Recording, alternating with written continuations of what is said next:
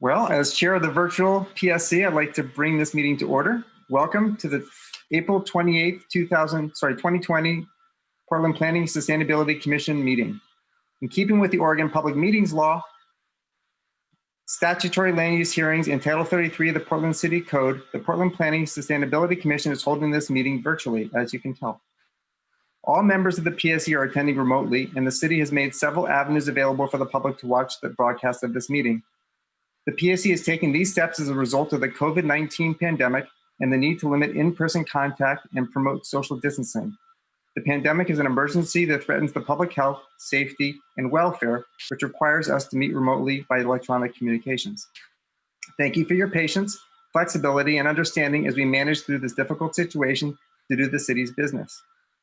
For the record, the commissioners who are attending this meeting right now are Mike Hauk, Eli Spivak, myself, Katie Larcell, Kat Schultz, Ben Bortolazzo, Chris Smith, Jeff Bacharach, and we may have more joining us as we proceed. The first thing on our agenda today, and by the way, I should say, this is my first time doing this, so please give me a little patience. We have some great support from staff, and I look forward to keeping a sense of humor about it, getting some stuff done, and having some good deliberations like we do so often in person. Our agenda is going to be beginning with the director's report. First, items of interest from commissioners, and you guys can practice raising your hand if you'd like to, and I will see it. I see an item from Mike Hauk. Do you have an item of interest? Once you figure out, I can unmute you. Yes, I have an item of interest. I sent you and staff a proposed letter from the PSC to the Oregon State Marine Board regarding their request for public input on proposed regulations, new regulations on the lower Willamette River. And I have been in communication with BPS and BES in particular, but Parks has been involved as well, to craft a draft letter that would come from the PSC to the Oregon State Marine Board, making a recommendation for a change to the rules within the city of Portland.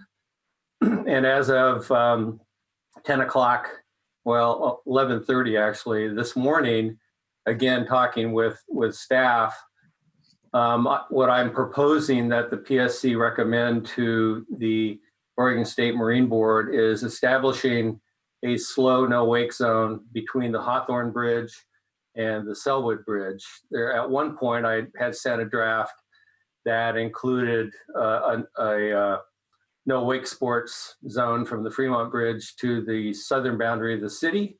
I've been working really hard to make sure that what we would recommend to the Marine Board would be as close as possible, if not identical to what the city's position is.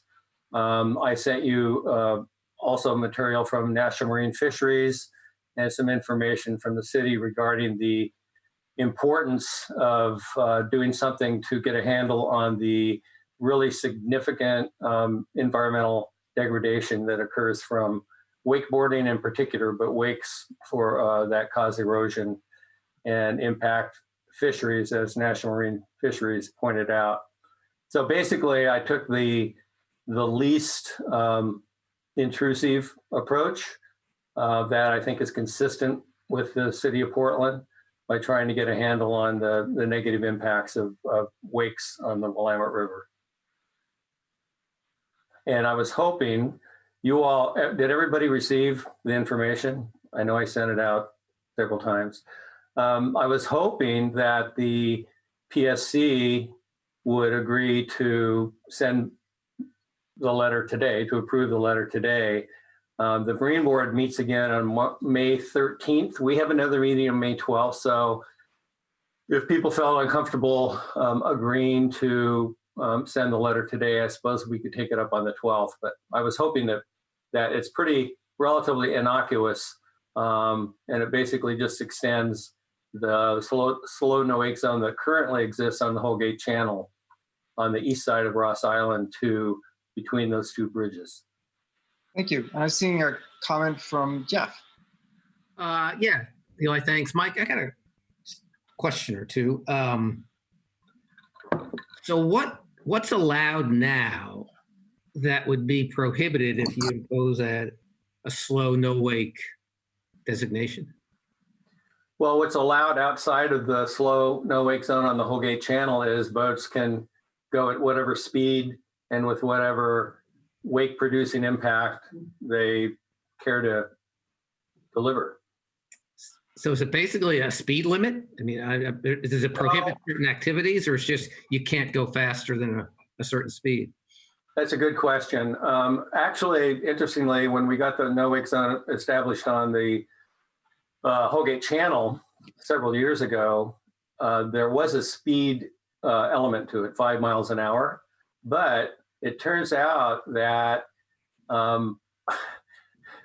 producers, manufacturers have figured out a way to create ballast weight within the boat so that boats can operate at very low speeds.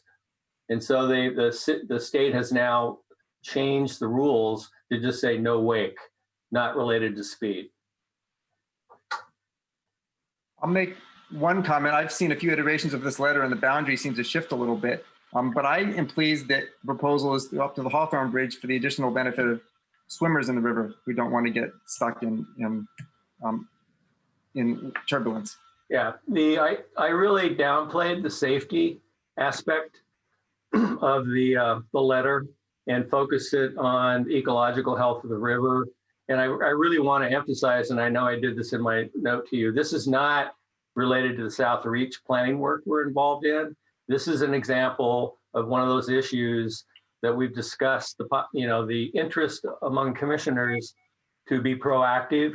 And when there are issues related to sustainability, that we take an advocacy role if it's appropriate. And this represents an example of that. So this is totally aside from the South Reach planning process. But I agree, there is definitely, well, I'll say personal experience, I have been swamped by boats producing wakes on the Willamette River. Testifiers at the Marine Board hearing to establish the no wake zone on the Holgate Channel. One testifier said that a boat towing water skiers actually cut through their boat, through their outrigger canoe.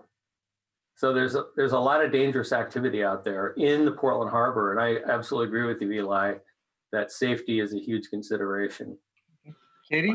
I tended to focus on the sustainability aspects of it. Katie? Yeah, and I appreciate that. But I mean, one of the reasons why I was thrilled to see it is because I have been out there in kayaks, and it's just not a big enough river to carry all that traffic, especially with a few people going really fast. And and then to find out that it's really hard on the fish and wildlife, it seems like an important message to get out. And it's a significant stretch of the river within the city, but overall in the lower Willamette, it's minuscule as far as people having the opportunity to get out there and do their wake sporting, their whatever. There are plenty areas downstream and upstream that those activities can occur. Okay, so I'm seeing a comment from Jeff. Is that right still? Or did I forget to lower your hand? That's me again, yes. Yeah. Mike, is the Marine Board have a proposal? Are they against this, or are they, I mean, what's their proposal? No, they have proposed, well, first of all, the Marine Board hasn't taken a position. They're taking public input. Oh, okay. This is a process that they're engaged in from upriver to downriver, and they're soliciting input from public agencies and from the public regarding a whole range of possible new regulations on the Willamette, which I shared with all of you. This is I cannot remember which option this is, but it's kind of it's a hybrid option. They were proposing slow no wake on the rest of the Holgate Channel, and then a variety of other approaches. There are wakeboards, so there are wake sports, there are tow sports, et cetera, et cetera. The simplest, and that's another reason I provided the option to us, this very simplest is slow no wake. Okay, so I'm going to step in. So this is I think we should see if we have consensus on this right now, or push it to the next meeting just so we can move on. Yeah. So I guess, are there any people who have concerns with this letter as proposed, sending it out? One comment. If we're looking at the draft, I think it's the last one we got dated April 28th. It could use some editing. There's some typos. There's some, so. I agree. I would approve a polished, edited version of it, but I'm okay with it myself. Okay. Kat brought up an issue. Obviously, the final recommendation was simply a slow no wake zone between the two bridges, so that's different than the draft that I sent out. And there was a little confusion at the end of the letter. I referred to 2 zones, and now we're just talking about 1. So yeah, there's some minor editing that I'm happy to do. Okay. So I'm not sure whether we just want to coach me whether we need to do a vote on this or just do a all hands raised. Yeah, why don't you go ahead if people want to push the letter forward with the edits that people have brought up. Go ahead and raise your hand. Thank you. I have to raise my hand physically because I can't raise it on there. So we have consensus? That's right. It looks good. Yeah, thanks. Thank you. Well, thank you very much, Mike. Thank you. Next, we're going to have the director's report from Joe. Okay, good afternoon, everyone. There's 2 items on the director's report today. So last week, the City Council adopted the updated River District Master Street Plan that you all considered and forwarded for approval in January. So progress report on that. And then the second thing is that the Multnomah County, or the Multnomah Neighborhood Association, has indicated its intent to appeal the recent comp plan Court of Appeals victory to the Oregon Supreme Court. So stay tuned on that. They have until May 27th to file their brief with the court. Okay, thank you very much. We'll now go to consent agenda, and we'll start out. I think we've pulled both street vacations, so those are not on consent agenda. Eli, the one is staying on consent. Oh, one is staying on consent. I'm sorry. Which one is on consent? It's 8958. The same one that was on consent. We had that back and forth with staff, but everything is confirmed. Okay. Then how are we, just process question, how are we going to take testimony on it if it's on consent? We're not. You must have missed the last email, sorry. I saw a lot of versions, but not that one. Okay, so we are all set. There's just the full consent agenda should be voted on. Okay, that includes the minutes, right? I move to adopt the consent agenda. Thank you, Chris. Is there a second? Second. Okay, all in favor, raise your hands. Physically or either way. Looks like we have all in favor. Consent agenda passes. And now we'll introduce Carl Aruda to walk us through one of the street vacations, which is not on consent agenda. And we haven't done one of these in a while, so this will go through the regular process where staff will present. We'll have a chance to ask questions as commissioners. We'll have an opportunity for public testimony on this one. And then we can deliberate, discuss, and make a recommendation to City Council. So all kind of together compressed. And welcome to Steph for joining us. And I don't know if anyone else is. So I'll hand the mic over now to Carl. Thanks, Eli. Yeah, I'm Carl Aruda. I'm a right-of-way agent with the Bureau of Transportation, presenting this street vacation proposal. And I will try to share my screen here in Zoom so that you all can see what I have on PowerPoint.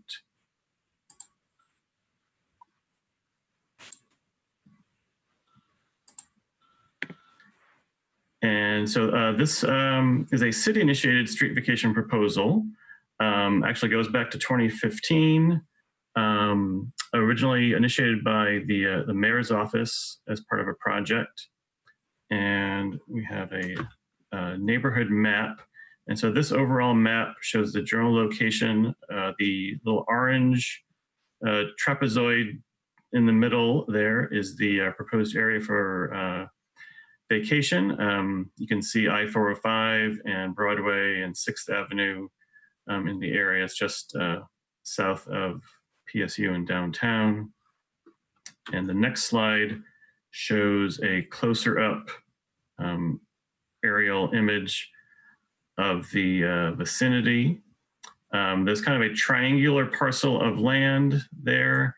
And if you're on the ground, it looks like one just big lot of land, but actually the left side of the triangle, the west side, is public street right-of-way, which is being proposed for vacation.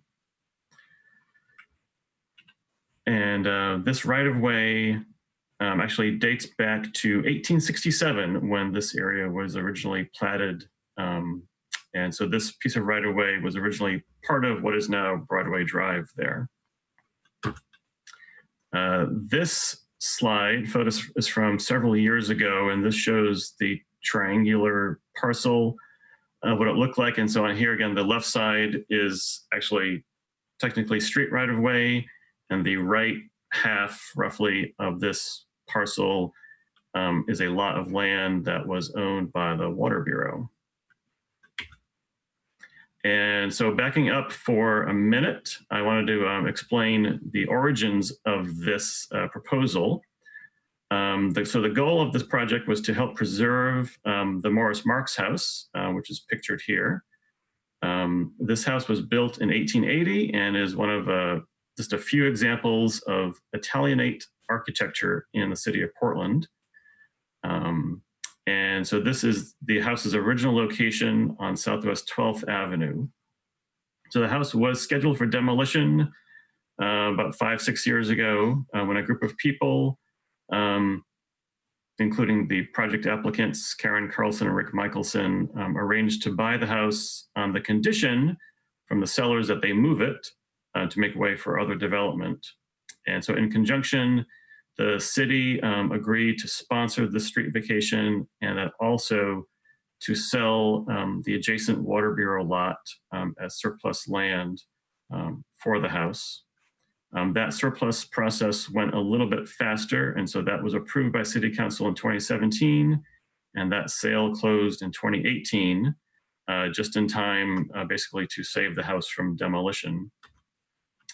And so this photo is the house in its current location on the east side of that triangular parcel. This photo was taken from Southwest Broadway, facing southeast roughly.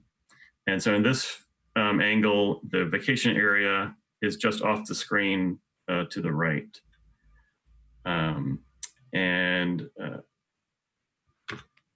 So this shows a few more photos of the vacation area and in relationship to the house.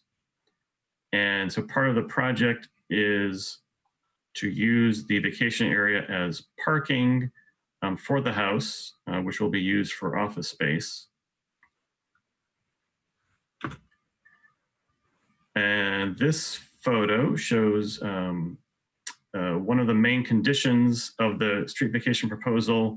Really the only significant condition came from the Water Bureau because they have two major water lines going under the vacation area and a fire hydrant. And so in a requirement for the vacation to go forward, Water Bureau needs an easement, a permanent easement to protect those water lines and the hydrant and the city's access to those facilities. And then this slide shows a drawing of the house and the future planned parking lot, which I believe is still in the permitting process. And then the other condition or comment that we received from the neighborhood association and internal PBOT comments was to make sure that there is adequate pedestrian access along Broadway on the right side of the screen here. And during the surplus process and the vacation process, the PBOT staff made sure that there would be adequate space there for future enhanced pedestrian and bike access. And that's about it for now. And I'll be happy to take any questions. I think one of the applicants with the project, Karen, is here with us today if there are any questions that I can't answer. Okay, if anyone has questions, please raise your hand.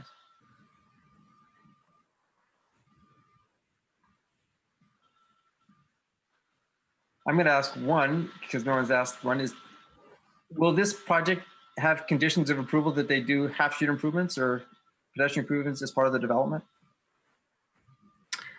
I believe there are sidewalk improvements they were doing as part of moving the house, that they were already on the east side of the block. They were doing sidewalk improvements in connection with the house work, but in connection with the parking lot work, I'm not sure. I know BDS is be permitting that, and I'm sure there are conditions in terms of the driveway access. I don't know the particulars of that access, but I believe the sidewalk along Grant Street was already of proper width, and so that was not a concern for PBOT, I don't think.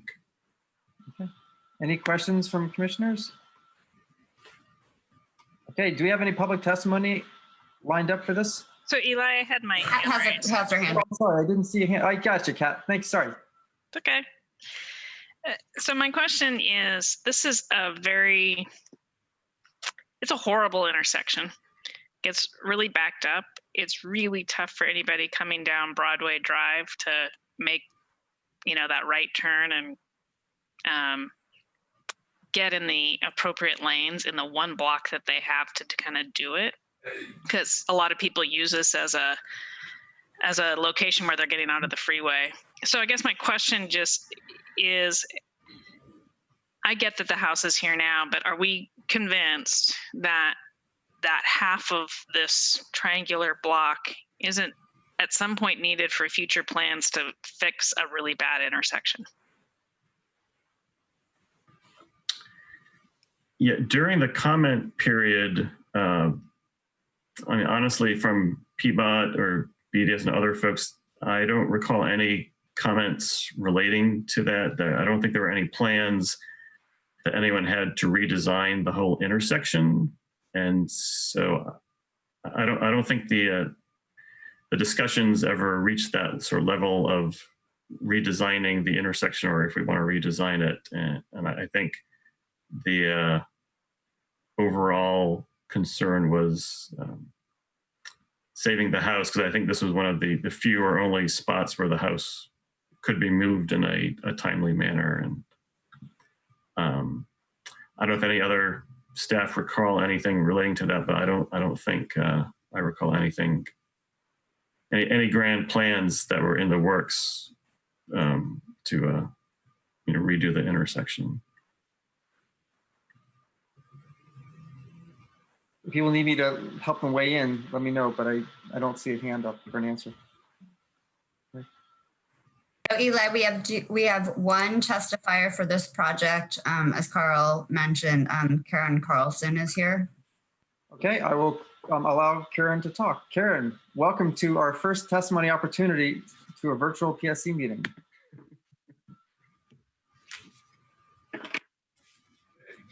Oh, hello, can you hear me? Yes. Okay. Yes. This is Karen Carlson. I have with me Rick Michelson. As Carl said, we're the owners of the Morris Marks house and the ones who moved it here. Just a couple of things from Carl's testimony. The drawing that you see on your screen is a little out of date. We did go through a public works permit to reconfigure the sidewalk along Broadway. So it is no longer a curb tight sidewalk, but it's separated with a planting strip. We've just planted trees in there. It actually looks quite good. There's some other minor things that they don't really quite matter. The parking lot has gone through its design review with the Bureau of Development Services and was approved, I think it's about a week ago. And there were no conditions in that approval either. PBOT does not have a concern with this that they have brought up. In relationship to the intersection, the only references to that had been a comment from PBOT regarding wanting to make sure there was space for signal should they choose to signalize Broadway Drive. The freeway has a signal, Broadway has a signal, but Broadway Drive doesn't. And you could signalize Broadway Drive at some time in the future that would provide better access to getting to the freeway. So that's the only thing I heard regarding the intersection from PBOT. And we did provide the room. We made sure that the street vacation area was properly adjusted to do that. Okay, thank you very much. And if you have any questions of us, we are happy to answer. All right. And I didn't mention that you were well under your 2 minutes too, so I forgot to keep track of that. Any Like Doug Klotz is also here to testify in this one, sorry. this one too as well? Okay. Thank you.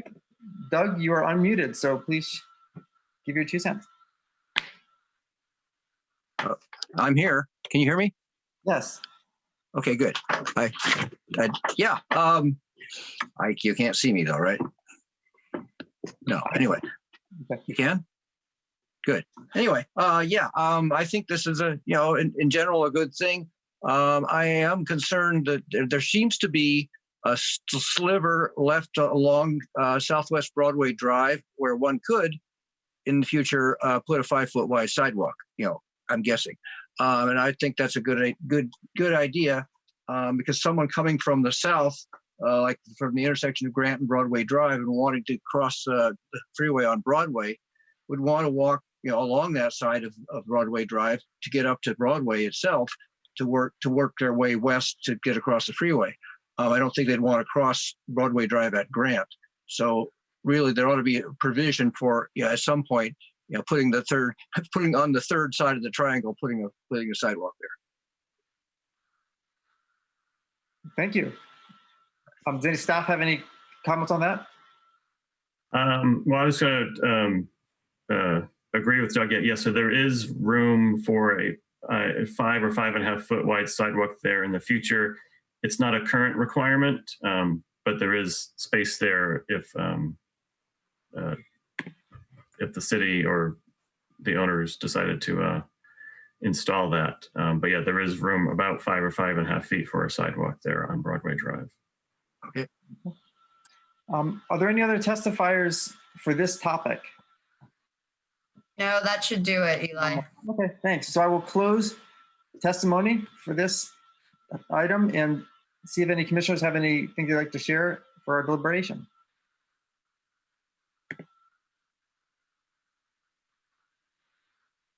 Okay, I'm not seeing hands. Do I hear a motion?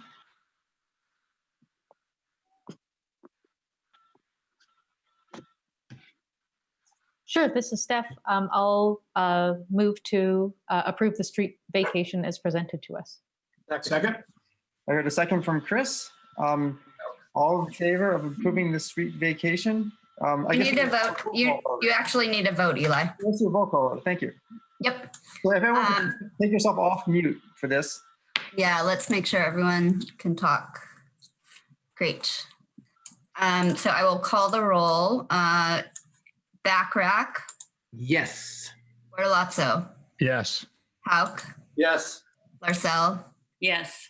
Magnera, Aye. Routh, Yes. Schultz, Yes. Smith, Yes. Spivak. Yes. The motion passes, and we'll recommend this to City Council. And welcome, Oriana. Now I can see who's on the meeting. Thank you much, Carl. And we'll move to our next item on the agenda, which is, Thank you. if we could bring up to the front Bruce Walker and Ariane Berry to provide a briefing on the garbage and recycling rate in front of us.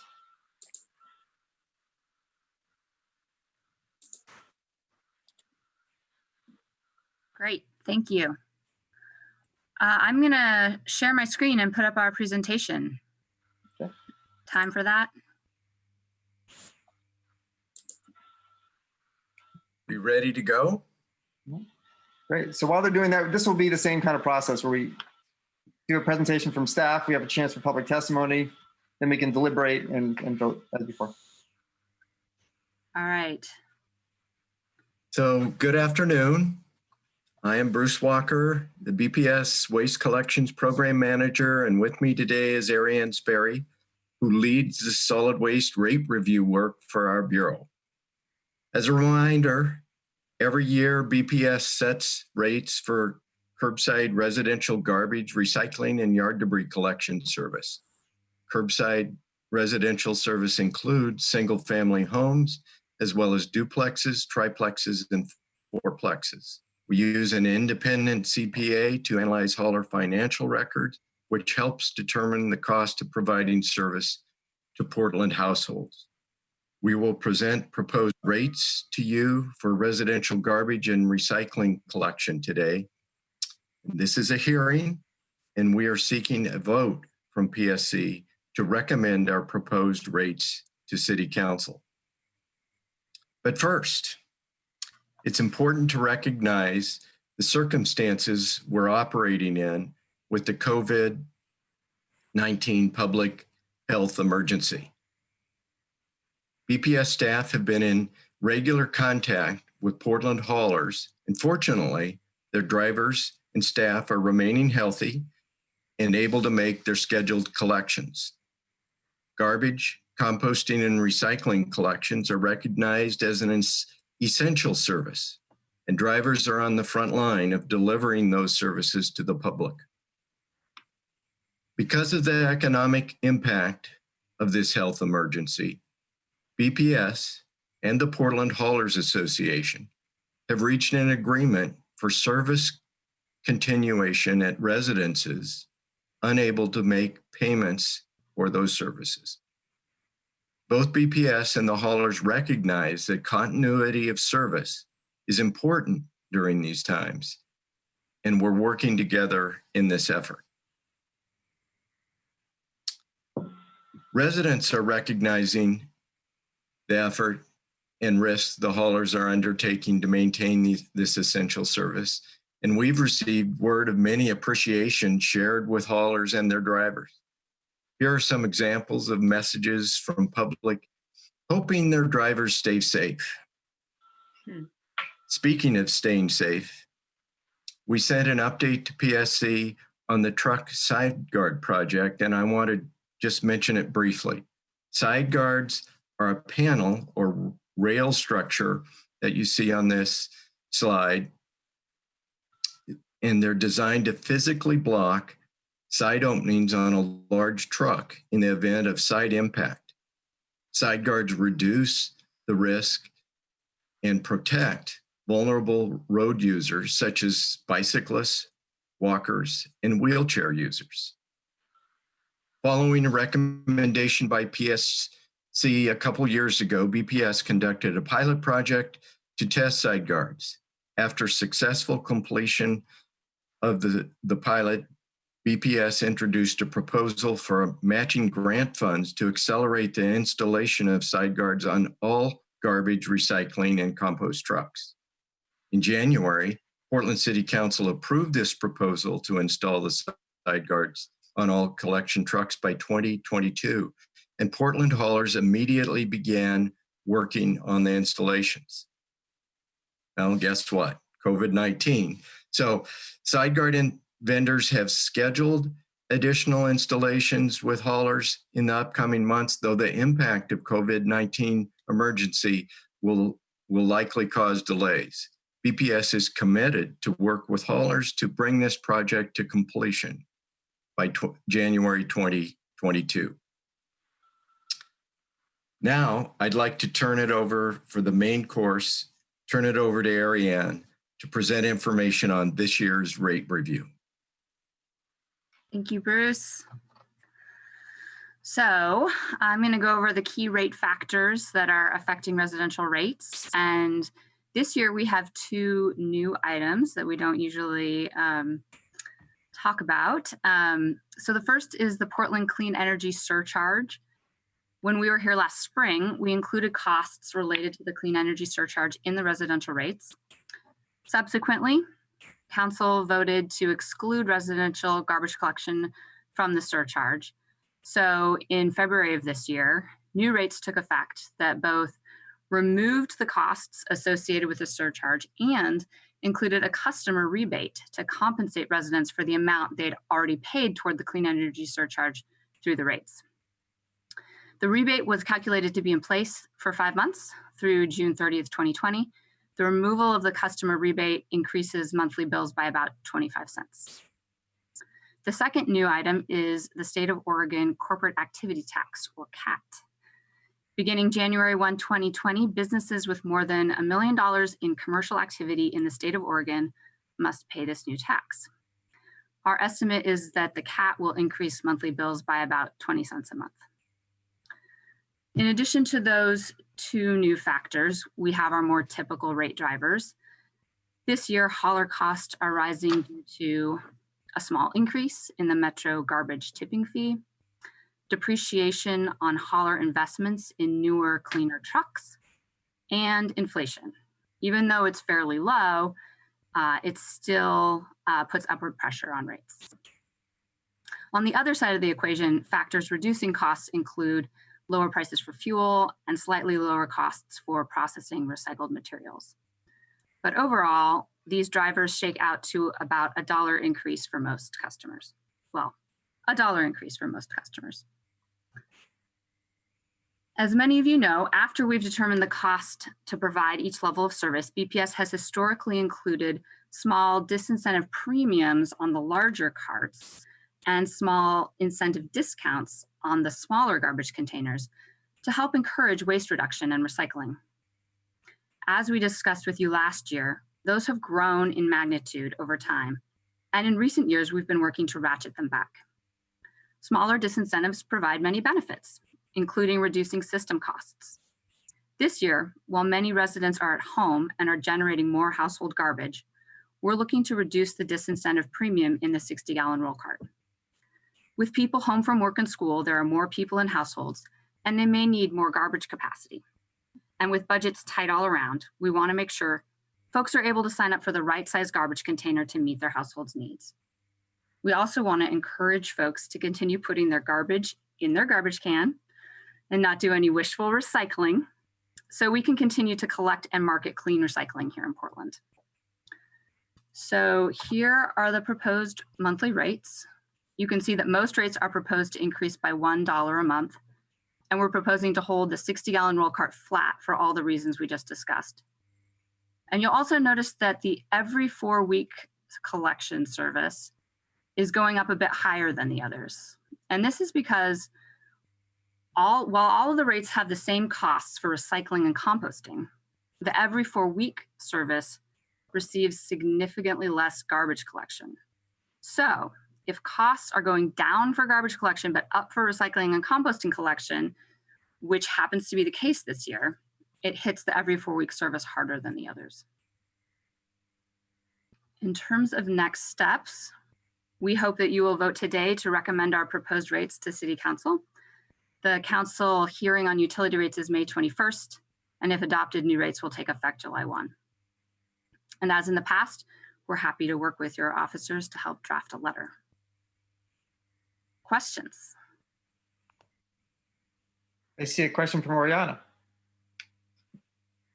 Hi there. Can you go back to the previous slide, please, that shows the rate changes? I'm hoping you'd spend a little bit more time talking about that rate increase for 35 gallons for every 4 weeks. I understand that that serves a fewer number of households, that therefore those costs have to be distributed differently. But I wonder why we're not thinking a little bit more about incentivizing those folks who are potentially generating less waste and not shifting the costs onto the folks who are actually having a bigger impact on the system in terms of the amount that's being collected and the amount that's being processed. Yeah. We already subsidize the every 4 weeks service significantly. It has about a $2.75 monthly subsidy that is included in the rate. And so if we did want to hold that rate to $1 increase, we would need to increase that subsidy even further. And in this case, we were just trying to go with our direction that we have set of trying to kind of ratchet back those incentives and disincentives to reduce the cost to the system. I have a question from Ben. Yeah, I have a question in regards to the status of processing recycled materials and being able to find markets for them. I noticed that in the factors reducing cost, there's a slightly lower cost for processing recycled materials. And I also recall that there were some increases in the past due to markets requiring a lower rate of contamination. I was wondering if you could give us a quick update on that. Bruce, do you want to take a stab at that? Yes. So the challenge, there's still what historically would be viewed as very challenging markets that we're having to pay, the haulers are having to pay substantial costs for delivering those materials to be processed and to get to end markets. But there's still tremendous environmental benefit in getting those materials recycled. So I want to be clear about that. Also, those costs have been reduced slightly from the conditions we were in last year, and certainly than 2 years ago when we had to go into an earlier rate review to specifically address this question. So does that give a sense that yes, materials are getting recycled, yes, there's environmental benefit, there's still cost, but not quite as much? Does that get to what you're seeking? Yes, thank you. Okay, so I think you got Katie and then a follow-up from Oriana. So Katie? Yeah, I was kind of I was also curious about that every 4 weeks. And you went through it pretty quickly, and so I just didn't quite understand what you meant when you said every 4 weeks, because there's less garbage, and I would think you'd have, with somebody who's doing it every 4 weeks, they're probably doing a lot more recycling. So I'm not. And you said it hits hard. Can you explain that? I didn't quite follow the logic there. What were you trying to say? Why is it that it costs more to do it once a month instead of once every couple weeks? Just right. Doesn't quite fit. Yeah. Well, it's about that there's 3 different lines of service, right? So there's, the garbage collection is one truck going out, recycling collection's another truck going out, the compost collection's another truck going out, and all the service levels. It happens that this year, costs for recycling and composting collection, which are the same across all the service levels, are going up, while the costs for garbage collection happen to be going down. And so for most of the service levels, the reduction in that garbage cost is slightly offsetting the increase in the recycling and composting, but that offset doesn't happen as strongly for the every 4 week service. Okay. It just doesn't get as much, the truck's not going out there as often. So it's not getting the benefit of the slightly lower garbage collection costs. Okay, thanks. That helps a lot. Oriana? Yeah, this may be an issue that's addressed in previous PSCs, so forgive my ignorance here, but I'm wondering what kind of rate assistance exists for folks with lower incomes, or whether there's any demographic tracking to understand better, like who is using different size cans, like thinking about in particular, like families in Cully that are intergenerational. And my organization works in the Cully neighborhood. Those folks are probably generating a lot more waste and then potentially being more impacted. What kind of equity analysis is brought into how rates are addressed? And has there ever been consideration around assistance or differentiated rates to address income or just the disparate impacts that may come from different rate designs? Yeah, I don't know if we've done a lot of analysis into who in the city signs up for different service options. And I think there's also, we have two different systems here in Portland where we set the rates for the residential service, which includes single family, duplexes, triplexes, and fourplexes, and then the commercial system, which includes all properties with 5 units and more. So most multifamily properties are served by the commercial sector, which the city does not have. We don't set the rates or service levels for those properties. So a lot of folks in Portland receive their service. Their landlord is required to sign up for and pay for their garbage service. So it's a little bit different than like the Water Bureau has a low income assistance program.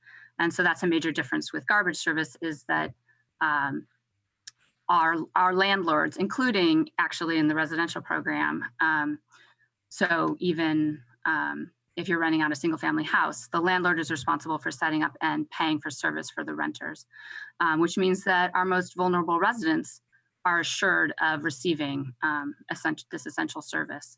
So our rate setting methodology also, the way that we have developed our rates, helps us keep the rates low for everyone.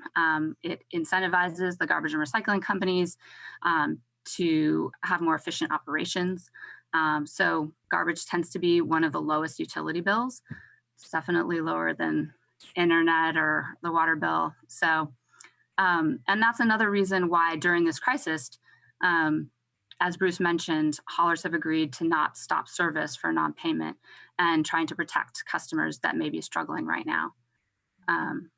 So yeah, there's probably some analysis that we could do around the different types of service levels that different populations have, but that has not been done at this time. Okay, Oriana, do you want to do a quick follow-up? I see you, and then, yeah. Yeah, sorry to be asking so many questions here. Again, this is a little bit new to me. I just want to follow up there and just ask the question about low-income homeowners. You noted the most vulnerable populations. I think there was an assumption there that those folks live in multifamily housing, and that's not necessarily true. And then to ask an actual question, which is, how does it work for manufactured housing? For folks who own their structure, but not necessarily their land they're on, is that treated like multifamily housing or commercial? Or just out of curiosity, how does it work for mobile home parks? Yeah. It's my understanding that mobile home parks they're part of the multifamily system. And what was your other question? It was just the point that there are a lot of low-income homeowners that actually, when you look at the makeup of where folks with lower incomes live, it's actually not as distributed towards rental housing as one might think.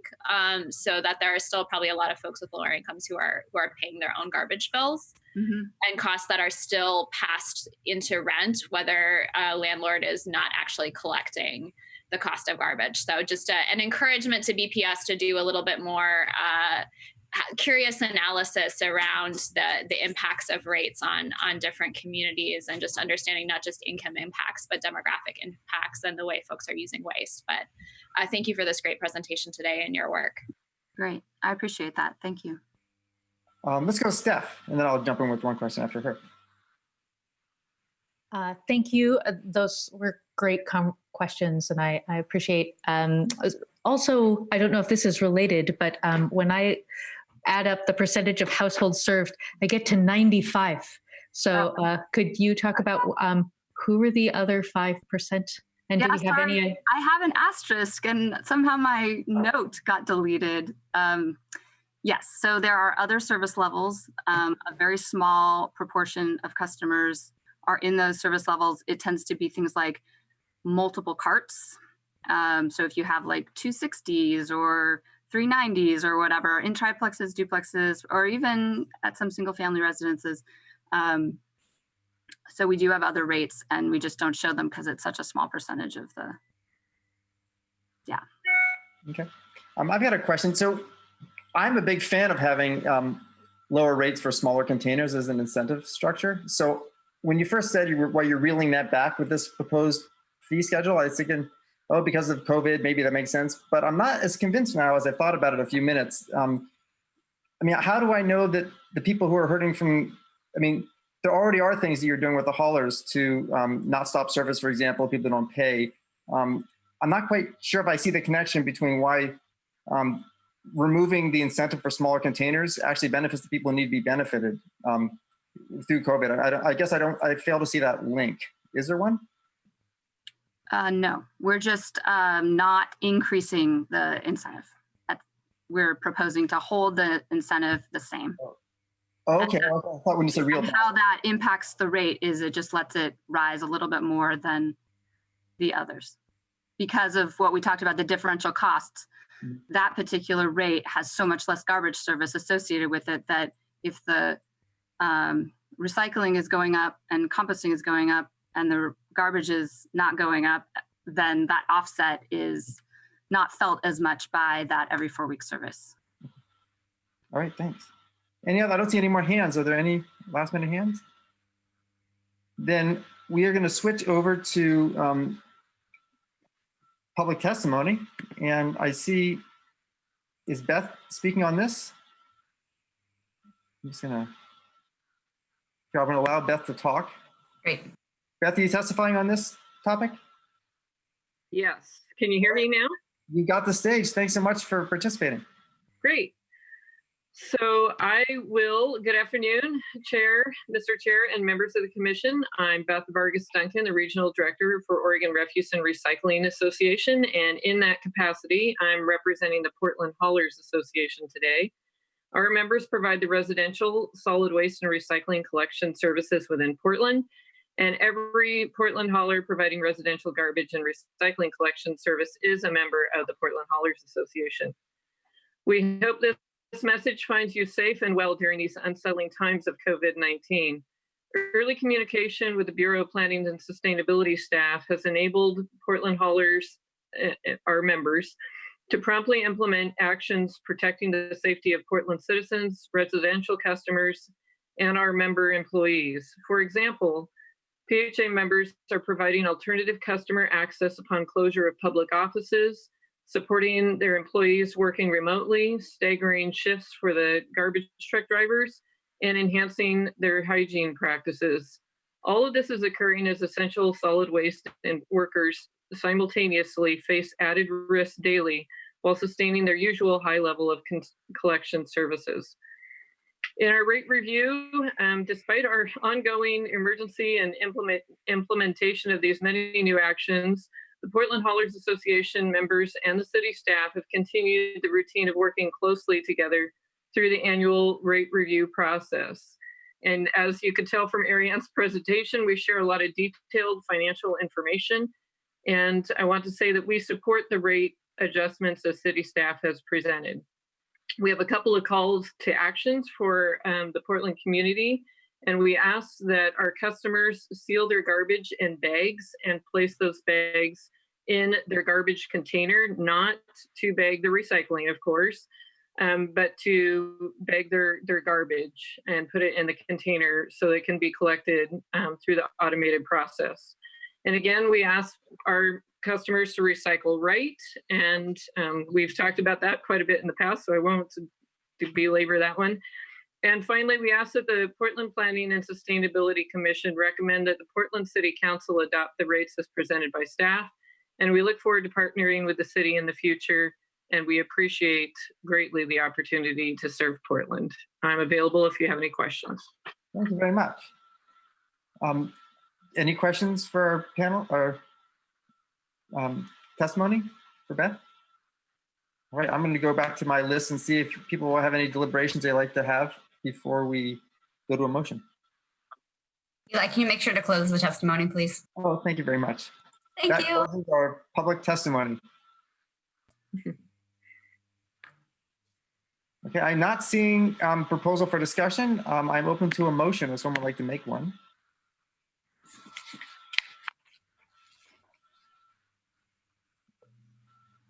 I'll move that PSC recommends the City Council to adopt the rates as presented to us today. Is there a second? I'll second. I'll second. Who is this? I didn't hear who the second was. It's Katie. Okay, so motion from Mike, second from Katie. Julie, let's do a vote. Backrack, Yes. Bortolazzo, Yes. Hauk, Yes. Larcell, Yes. Magnara, Aye. Routh, Yes. Schultz, Yes. Smith, Yes. Spivak. Yes. Great. Motion passes unanimously. Thank you very much, staff. Thank you very much. Thank you. Thank you. We'll be in touch. Sounds good. Okay, Hey, let's. can I say one quick thing? Yes, Pat. Sorry. I just want to say, Bruce, thank you so much. You always just have such a great, positive, happy voice. It was nice to hear in these times of COVID. I appreciate it. I thought I was going to get on the screen and maybe you could see me. I don't know, but thank you very much. I appreciate that. Thank you. Bye, guys.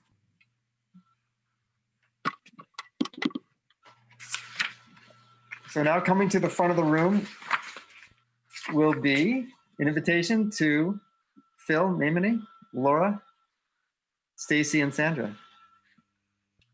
You can squeeze in there at the front. And so this is going to be going to DOZA, which we haven't seen for a while. We had a 3x3 meeting. There was supposed to be a series of 3x3 meetings, and the first one happened, and then meetings got canceled. So we, the 3x3 being the meeting of the minds between three PSC commissions. I think we actually had two of them at this meeting and three members of the design commission. They reviewed the recommendations from both those commissions and have come up with an assembled set of recommendations that are now for the Title 33 portion of this project coming to the Planning and Sustainability Commission to vote on. And they will be looking at the design guidelines piece of it. Maybe they already have. So I understand the 3x3 meetings have not actually happened beyond that first one. So we got a couple more of those to come.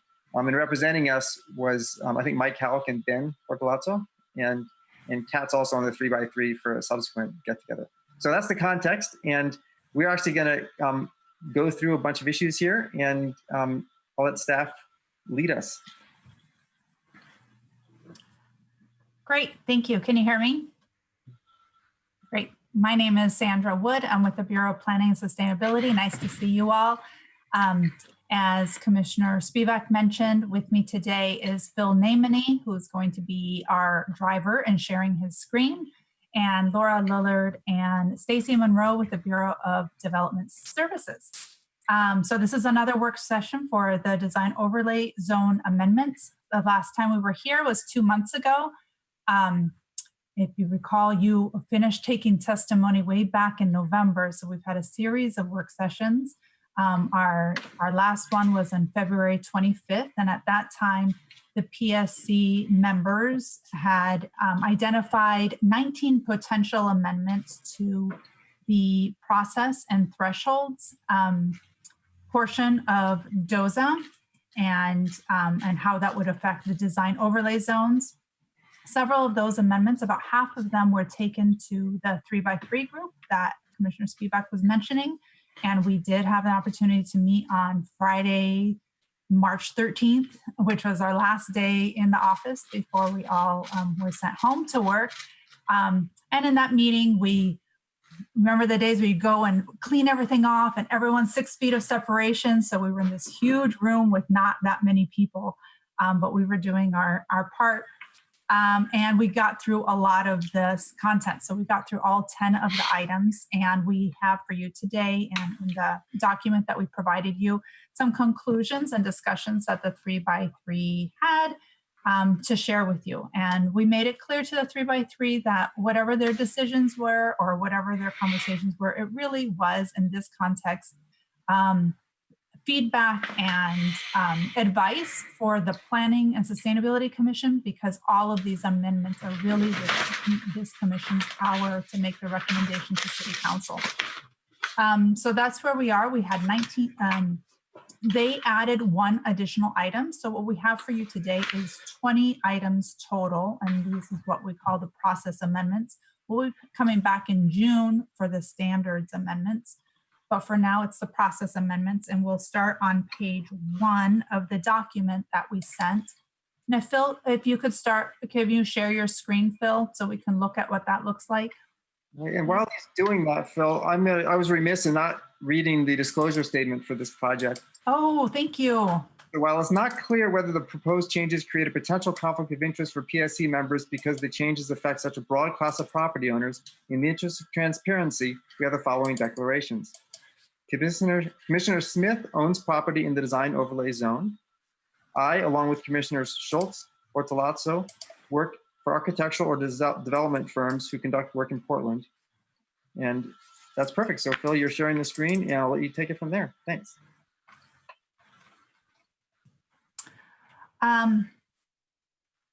Great. So let me give you an orientation to how we were planning on proceeding today. This is a table of contents of all 20 items, and how we've organized it is put the consent items first, and there are 6 items that we had identified for consent, and the rest of the items, the rest of the 14 are for discussion items. The plan was to vote on all the consent items together and then to move to the discussion items. And we know we have at least 1 consent item that might be pulled separately.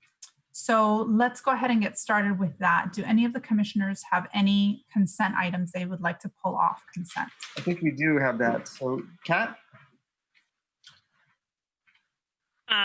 Right. So I was just going to say, did you guys already pull what I asked you to pull? And I'm sitting here reading to remember which one it was. It was number 4. Thank you. So I would like to pull number 4 for discussion. Thank you. Okay. Any others to pull from consent? All right, thank you. Then, so now if somebody could make a motion. Yes, so would someone like to make a motion for the items that are remaining on consent, which is 1, 2, 3, 5, and 6? What the heck? I'll move to amend the DOZA proposed draft with the language shown in amendments 1, 2, 3, 5, and 6 from the staff memo dated April 20th, 2020. Is there a second? Second. Second from Chris. Then all in, let's see. Julie, can you do a vote? Thank you. Yeah, we need a vote today for all of them. Okay, so this is the consent list, pulling number 4. So Bacra. Yes. Ortolazzo. Yes. Hauk. Yes. Larcel. Yes. Nagnara. Yes.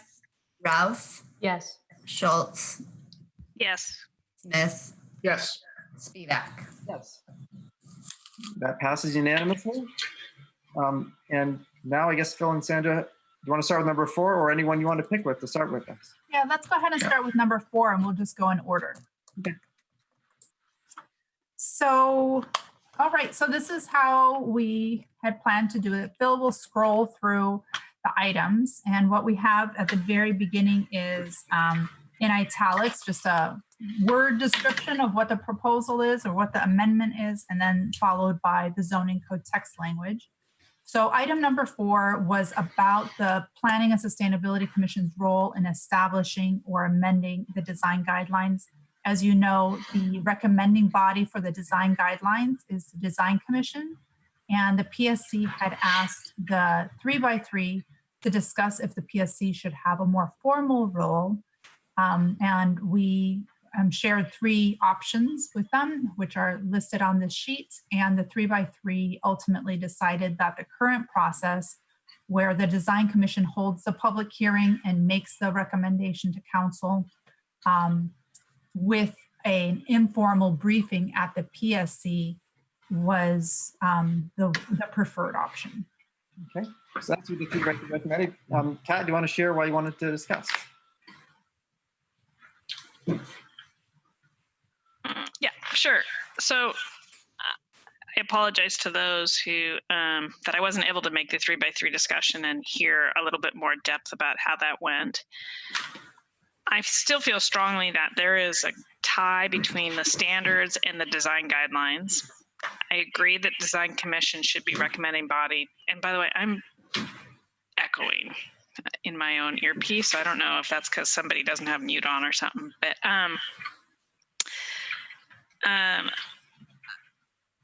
I agree that Design Commission should be the recommending body to council on it, but I do think there is a very key role that we play in making sure that ideally the standards and the guidelines align. And I think there's some guidelines that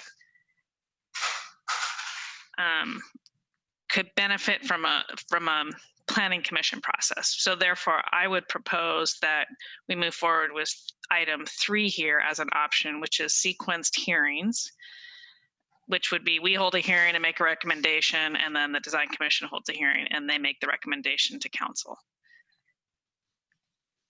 So that's my thoughts. Okay. And by the way, the echo went away. So whoever muted or whatever, that was much better. Thank you. Any discussion?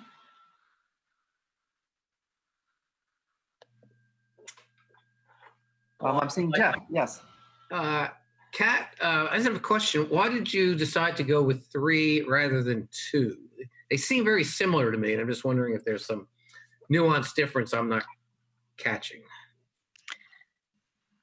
Well, I feel I have no hangups personally on 2 different commissions coming to council with 2 different recommendations. I know that council doesn't appreciate that. And I get the impression staff doesn't necessarily appreciate being caught in the middle between 2 different recommending bodies as well. So that was all. It was just more, like I said, having our process, letting us give our information to Design Commission. And I do think they play more of a key role in the guidelines than our role. But I think it should be more than a briefing that comes to us. Mm-hmm. So the difference between 1 and 3 is we actually hold a hearing rather than do a work session and give our advice to the Design Commission. I read it as both 2 and 3 have hearings held. It's just both of us in item 2 are recommending bodies to council, which means we could recommend to council, let's say, don't move forward with this, and Design Commission could recommend to council to move forward with some. Whereas in 3, it would be a little bit more similar to what we've been doing in that we would make a recommendation to Design Commission, and they may choose to not follow through with our recommendation and then make it to council. But if we felt strongly about something we recommended and they didn't, we could always testify at council. Okay, thank you. Is my thought anyway. Yeah, no, thanks. Thank you. Oriana? And then Mike? Actually, why doesn't Mike go ahead? I may be taking us in a slightly different direction. Well, yeah, I've been an advocate. Am I on? I've been an advocate. Can you hear me? Yes. For PSC involvement before, and during the 3x3, Phil gave some pretty significant pushback on that, and I'd like to hear from staff what staff's concern was. Okay, Phil. Our concern with, well, I'll share something, and then Phil, maybe you can share something. I think our concern with number 3 is always the public, that the public would need to come testify twice, once at the PSC and once at Design Commission. So that's not very streamlined for them. Most PSC hearings also, like when we bring, for example, DOZA to you, you hold a hearing and then you make a recommendation to council. We don't either take or leave your recommendation, right? It's whatever the PSC says is what moves to the deciding body. That wouldn't be the case for number 3. You would hold a hearing and then basically just be giving advice to the deciding body. Well, this is another recommending body. That's my thought about number 3. Phil, did you have thoughts? Well, there's 2 things. Can everybody hear me? Mm-hmm. Yeah. Yeah, there's 2 things. This one thing with the sequenced hearing is we'd have to figure out, does the PSC hold the hearing before the Design Commission can have any kind of deliberation or hearing? So it's going to add a time length to that, because essentially the PSC would have to make their recommendation before we could move forward to the Design Commission. And then the Design Commission would not be necessarily listening to the staff proposal, they'd be listening to the PSC's proposal. I think the thing that Mike was bringing up more that I pushed back a little bit is the fact that both from a planning commission standpoint and when the Design Commission is reviewing the guidelines, what they're reviewing is making the policy. They're not reviewing whether a project is consistent with that policy. And that, essentially the thought is because the Design Commission is the body that's going to have to handle the review and implement the policy through project review, that they were the best body to balance the needs of the policy with their with the project review and how that process works. Okay, that's my recollection. Oriana, you want to jump in? Yeah, so I just want us to maybe take a little bit of a pause here to think about the current context, and not just for this particular item, but for everything that's about to come before us in the next few weeks. I would hope we get maybe some additional analysis from staff, if possible, understanding how overcapacity everyone is, to just understand what this means in a COVID context. I've been thinking a lot about the resources that the city puts towards staffing a design commission, towards covering design review, whether those are borne directly by the city or borne by private developers as part of the design review process, and just thinking about what impacts that has to development costs, to jobs, and then ultimately to housing costs, which are all issues that we've raised here. So it may not be appropriate in this particular meeting to have this conversation, but I'm hoping that before we make a final decision here, we can just talk about this issue more in a COVID context and understand what role design review plays in a world that is rapidly changing and in which resources are becoming incredibly just in short supply for the city in terms of staffing and what it can then do from a project perspective, and in terms of getting businesses back to work, and in terms of providing housing costs. So just want to name that for the record here, and either spur discussion or flag it for staff and for PSC leadership to provide some space to have a deeper conversation here. Thanks. Okay, Ben, would you like to jump in? I think the point was that I was trying to make has actually been largely being covered by Phil's. So just to fill in the blanks there, it feels to me at least that the process that we just went through is obviously the current is option 1. That was fairly collaborative, and I felt that we made recommendations to the Design Commission and we held joint hearings, and that was a collaborative approach, and I kind of welcome that. The other approach where PSC makes a recommendation to Design Commission feels a little bit more like a one-way kind of road. So from my standpoint, it feels like the current system actually works pretty well. And current meaning concurrent reviews, more like number 2? No, number 1. Number 1, okay. Okay. Number 1 is how things work currently. Okay, thank you. It's how, but can I say something? It's how they work currently, but it's not how we've done this process. We had a joint hearing. Number 1 doesn't say anything about a hearing. It's just number 1 is what's in the books. It's not the process we've been going through right now. That's true. And we had the joint hearing because you both commissions had a role to play in making the recommendations. And again, to try to expedite the process for the public, we did that for convenience sake. So another version that's not on here in option 4 could be a joint hearing with both commissions, and then the PSC writes a letter of recommendation to the Design Commission.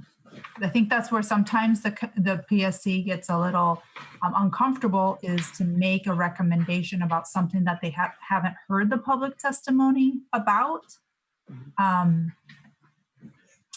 What do people think of that idea? That it's a hybrid between 1 and 3, which is to say that we would hold a joint hearing, the PSC would hear the testimony, but the PSC's thoughts and recommendations go to the Design Commission to make the formal recommendation to City Council. We did not discuss that at the 3x3. Because I just thought of it. Let me get, Katie had her hand up, so let me grab that, and then Kat, and then let's talk about that. Katie, do you want to jump in? Yeah, sorry. Yeah, actually, I like that idea. I was kind of come down on 1, but thanks for pointing out the fact that we actually didn't follow that process. The process we followed seemed pretty good, and but I do really want to kind of lift up that. Yeah, I like the fact that people aren't going to have to testify in front of 2 different bodies, and then also the fact that the Design Commission is kind of should be the final one to make the decision. So I like that new idea. Okay, Kat?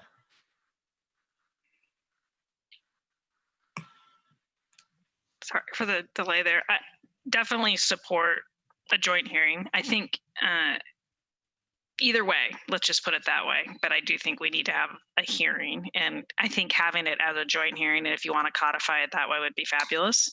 Or if you want to leave options open, there's nothing to say you don't leave it as PSC holds a hearing, and if it ends up being a joint hearing, so be it. I do think there's advantages to that. I think it helped both of our commissions to understand the different issues that we're struggling with. And part of the reason I think it's important that we weigh in on it in a more formal process and take hearing is we get a very different group of people that comes to our commission to testify. And it's a much broader set of topics that influences our work versus their work, which is, I guess, why I feel so strongly that we do more than have a briefing, but instead take testimony and then provide our recommendation to Design Commission. But like I said, totally supportive of the hybrid option that Sandra's put on the board. Okay. Mike, and then Chris. Yeah, I am too. I've actually really enjoyed the interaction between the Design Commission members and PSC members. I think it's been a very productive process, and there's a lot of cross-fertilization, cross-learning. I like that idea. And I also like the idea of not having two different hearings for the public. Chris? Yeah, I like the number 4 hybrid as well for the reasons my colleagues have stated. Okay, Ben? Same here. Okay. Well, I am gonna, I like it too. I think that we have, in all likelihood, I think that there would be, maybe staff has an opinion on, would the design guidelines be likely to change without a concurrent change in the standard? Do you think these are kind of tied together at this point for future updates? That's a question I wanted to check in with you, just because we'll have to codify this. And I was curious, is it part of the reason we had a joint hearing is because we were both changing zoning code and we were changing guidelines. So there could be a situation in the future where the gateway design guidelines are being updated, and we've already done some code changes and we don't have to change any code. So my question to you is the intent to have joint hearings when a project is only when a project is impacting guidelines and zoning code? Or do you want a joint hearing when it's only impacting the guidelines? And then, the flip side of that is, if there is changes to the design overlay zone code, what maybe isn't changing guidelines, should there be a joint hearing with design commission on that? I mean, it is a two-way street. So I guess I would say personally, I would be supportive of a two-way street, where if there is a change to the design standards, that we could have a joint hearing and they could listen to it as well, because they have to, because that impacts what's get built. And item 4 that Sandra suggested, to this side of the coin, because I guess it could be essential city design guidelines that could happen with potentially no change to this. It wouldn't be standards, right? Am I getting that right? Well, yeah, with Central City, there could be, with Central City fundamentals changing, there's definitely going to be the guidelines changing. It's not clear whether we're going to change code or not. Okay. Kat? Okay. Which is, I guess, why I go back to reinforcing that I think it's important for us to hear it. So having sat on the stakeholders committee for the new Chinatown, Japantown design guidelines, I think it would have been extremely beneficial for that process to have made its way through the Planning Commission, and for us to have heard and understood much better what they were struggling with, and for them to have heard what we were struggling with. And instead, they went and did kind of their process with not as much, let's say, cross-pollination. And you can't say that's why we're at with where we're at on CC 2035, but who knows? Maybe if we had had some conversations regarding height in that district a little sooner, we would have perhaps avoided where we're at, or not. Who knows? But we just didn't really have a good dialogue going there. So if we were going to try and make this parallel, then it seems like there might be ramification for another part of the code. Because I'll just say from my own perspective, if we're putting all this work on the standards right now, if we get to a point where we're going to be changing the standards, I would want to have input from the design commission. And, I think it should be work both ways, as you say. Would that require a different code change beyond item 4 proposed by Sandra? Is there some other part of the code we have to monkey with to achieve that? Well, I think either way, we don't have code language here for you to adopt today. So I think for this item, we wouldn't be making a formal vote today. Phil will have to go back and codify it. And I think what I'm hearing from most commissioners is that they want the reciprocity. So even if we're coming to the Planning Commission with changes to standards, we should have a joint hearing or 2 hearings with the Design Commission so they have an opportunity to formally weigh in to that process. That's what I'm taking away. Okay. So I guess on this one, I'm not seeing any new hands up, except for Phil. Do you want to, or maybe that's not your hand. Okay. Then I guess at this point, I guess I'm going to ask Julie to assist. Are we going to vote on this, or are we going to give staff direction to Right. As Sandra noted, I wouldn't make a formal vote on this, but you're all in favor of staff coming back with language that addresses this.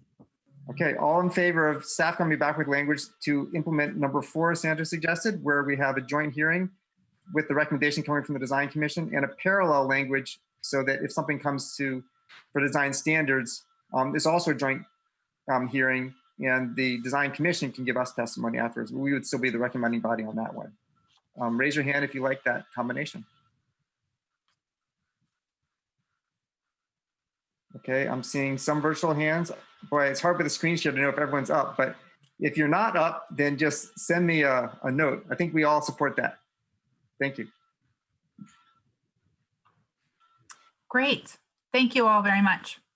And thank you, Commissioner Schultz, for pulling that off consent so we could have a more robust conversation about it.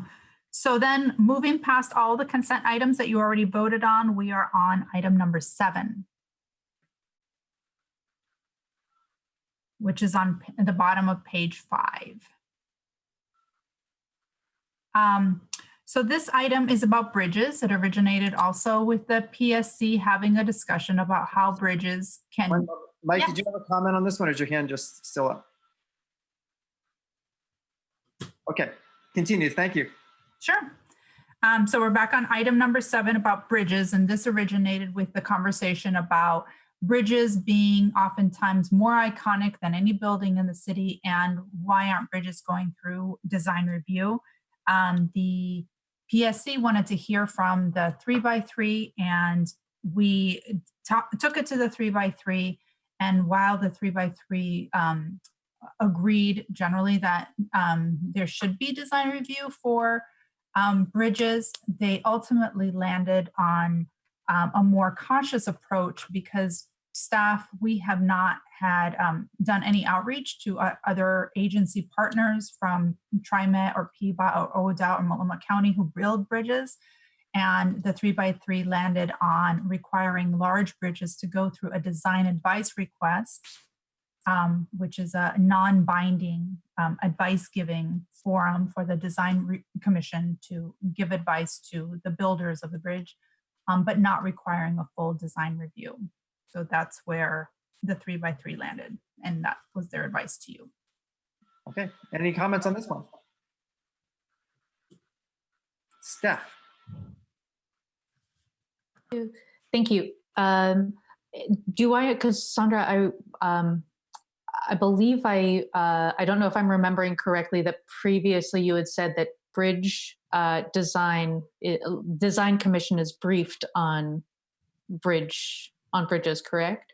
So I'm just curious, like, what is the difference between that briefing and is there any functional difference in how that would move through the process if it's an advice review but it is not binding? Is it just the process of creating documentation in advance? Well, one of the things that we are doing with DOZA is formalizing what the design advice request process is.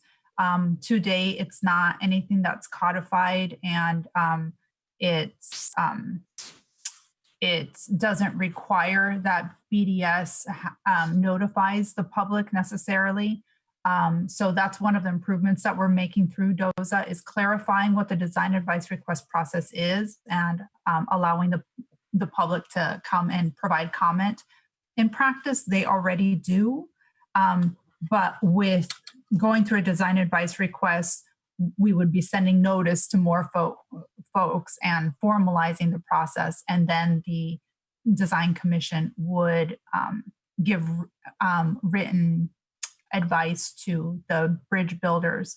I think if it's a briefing, and I'm going to call on Stacy Monroe because she manages the Design Commission. Stacy, am I correct in that a briefing, do they give written advice? Yes, they do. It's very similar to the advice they give at a design advice hearing versus a briefing. The applicant will leave in both situations with a written summary of the advice that the Design Commission gave them. Neither of them are binding. So it's really just about formalizing that briefing process in the codifying the DAR. Thank you. Okay. Kat.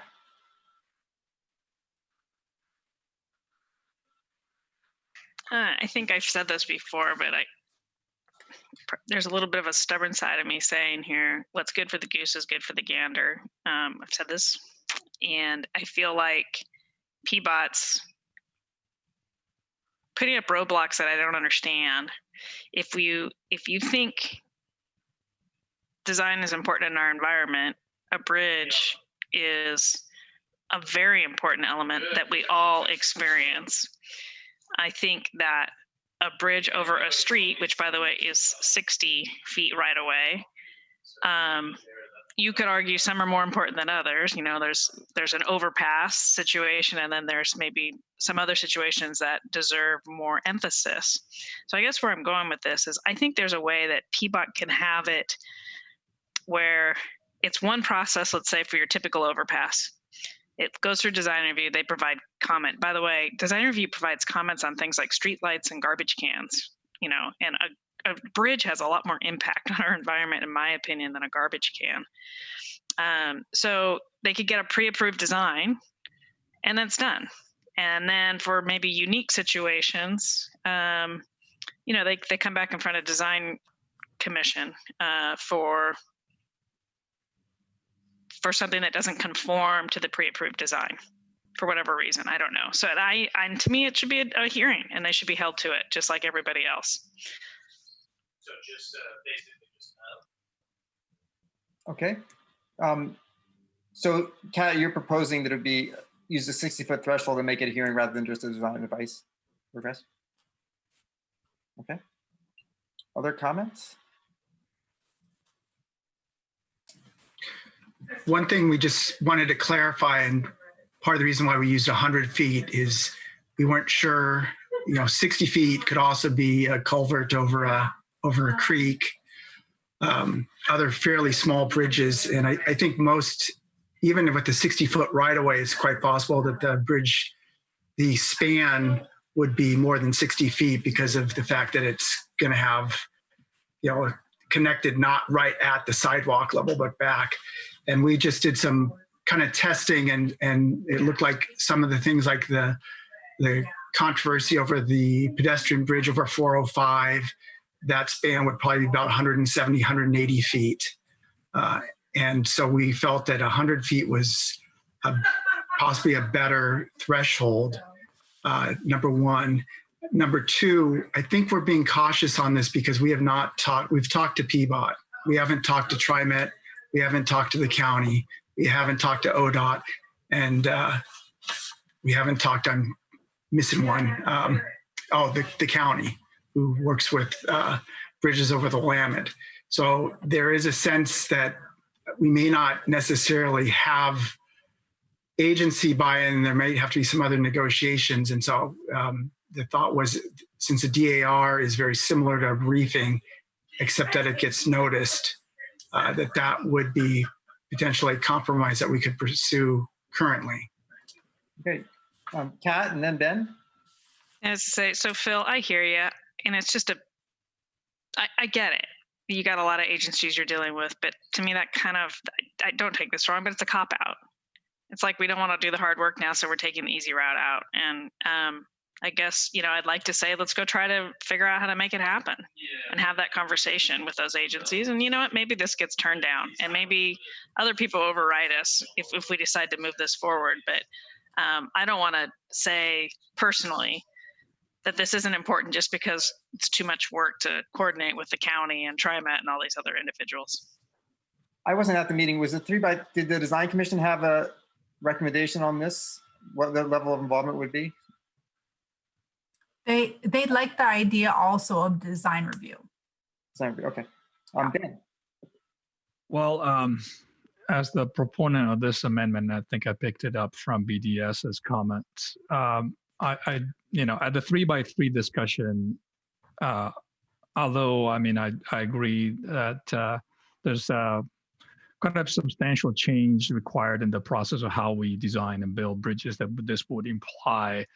And while I felt like the explanation was good and kind of provide a lot of good background, I like the direction that Kat's going, and I think it brings it back to a matter of principle. And that was really at the base of this amendment, and that is there are structures in that contribute to create the image of the city that are pretty crucial, and especially in an environment like Portland, where we have a lot of bridges. Bridges do play a big part in that. So I understand that this might be a bigger lift, and all the reasons that were mentioned during the 3x3 discussions did make sense, and then hence that decision. But I'm really, I feel a little emboldened by what Kat's saying. I think it would be good to entertain this discussion. I'm not sure. I think another point that came up during the 3x3 was that this might not follow the path of DOZA. It might require another path, or at least in terms of timeline. But I think it's still something we should explore. Okay, Mike? Yeah, I agree. Absolutely. And, you know, engineers generally don't like people mucking around in their designs, but I agree with Kat that, and Ben, that bridges, and the problem here, of course, is what kind of bridge are we talking about? You know, distance is one thing, but I agree with Kat. Okay, Kat, do you have something else? Okay, I just saw your hand up, so. Well, I'm ready to entertain a motion. And can I, on that last point that Commissioner Houck was bringing up, the 3x3 did discuss that, and several of the things we discussed, the Design Commission was recommending that we always have one yardstick, was the word that they were using. So as far as a bridge goes, we talked about the length of the bridge, and we also were talking about the height, and their recommendation was just use one yardstick. Don't be like this and this and this and this. Just be one thing. So that's why the recommendation in the code language talks about 100-foot horizontal span length. Right. Yeah, I get that. And I think that would cover what we're concerned about. Okay.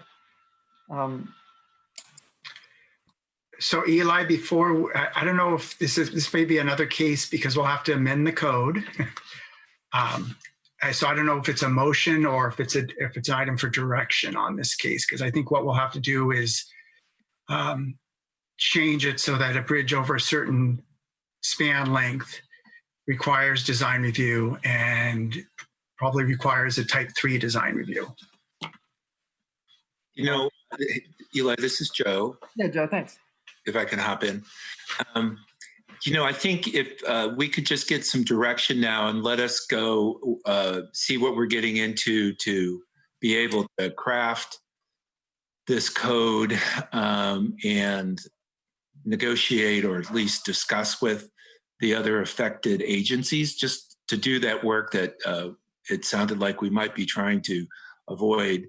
Let us start that, see what this code should say to work in that best situation, see what kind of time it's going to take to do that, and get back to you, because I have a feeling we're going to have follow-up questions once we start to get that feedback from PBOT and others. And if we may want more direction from you all to understand, to have input into making the decisions of what we finally pull together.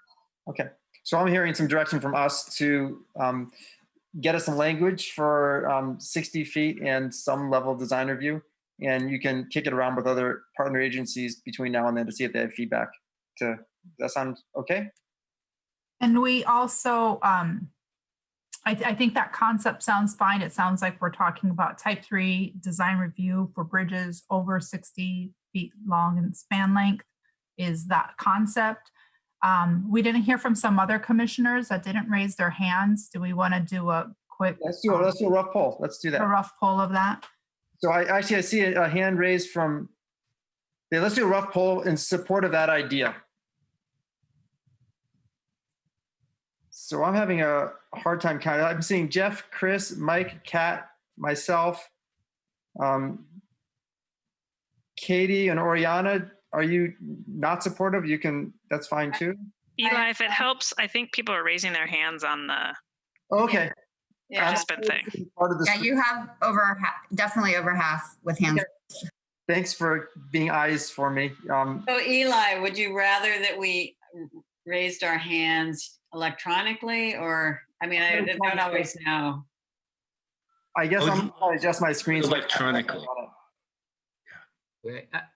I raised my hand because I had a comment, not because I support. Okay. Jeff, let's have a comment, and then I'm just getting nervous. We're sort of asking too much of staff, and for every item, we're sort of, yes, I guess it would be nice if bridges went through some design review process, but they are public entities building these bridges, and I don't know. Perhaps other people can know better than I do. I don't know what standards, design review standards, you apply to a bridge. And I just wonder whether we're taking the desirability of forcing PBOT or whoever is building the bridge to go through a process. I'm sort of balancing the effort that's going into this one item versus the gain at the other end. And so that's my concern on this particular. I kind of feel like staff came back at 100 feet. Even that I question. So I'm really not supportive of more effort into this. I'm not, again, my concern is more effort than the potential gain on the other side. But yeah, look behind you. Already want staff to go forward, so. That's right. Look behind you. I bet that didn't go through design review. Look behind you, Jeff. Well, exactly, and I'm saying, show me the design review process that built that bridge, and I'll back you 100%. Well, here's some feedback. I was on the design commission when Selwood Bridge came through, which, by the way, it did only come through as a briefing. But I think there were some great things that came out of that on the new Selwood Bridge. And some of it was just even, the sidewalks and the places for people to sit and enjoy the river and conversations about that. And those were still in the works, don't get me wrong. But I think the conversation and then how the light poles integrated into the bridge design, and it's a beautiful bridge. So I think it was a good process, but I think there are certainly design guideline elements that relate to bridges.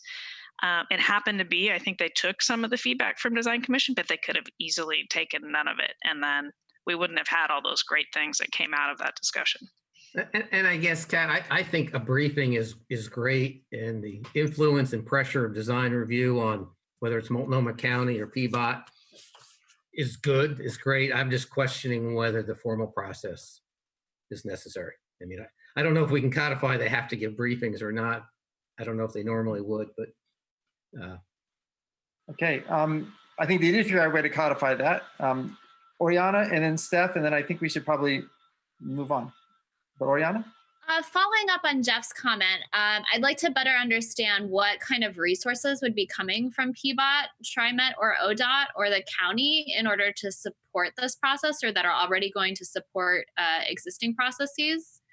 And just better understand, again, acknowledging that we're in an increasingly constrained resource space, what that means and what kind of sacrifices may have to be made to have a bridge that I think I would agree we want to have some design oversight over, so that something that a lot of people experience in different ways is thoughtfully designed and visually appealing, but that we're also just really taking into consideration as a body when we extend process in these ways, especially around something like design review, what we're sacrificing as a result, knowing that we're moving into a constrained budget era. Okay, Steph? To that point and to Jeff's, and kind of in the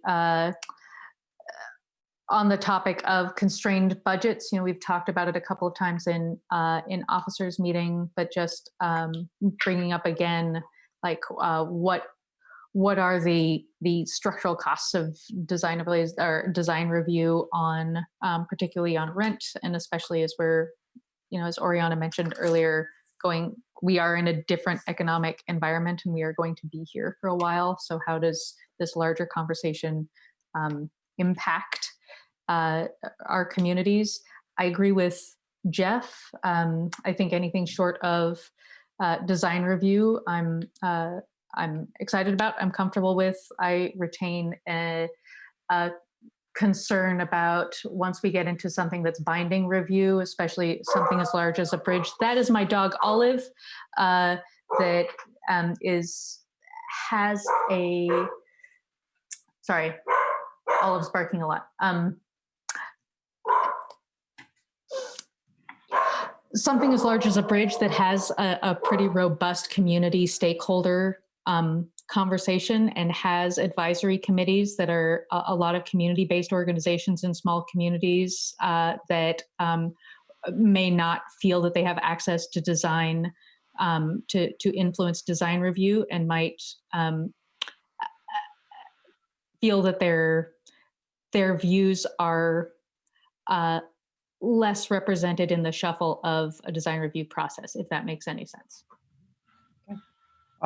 I will jump in. I think that I think my interest in having more of a role design commission is I'd rather, sometimes engineers design things and you don't get the public realm benefits. And I hope the design commission I could see the role of design commission, making sure that we get some really great public realm.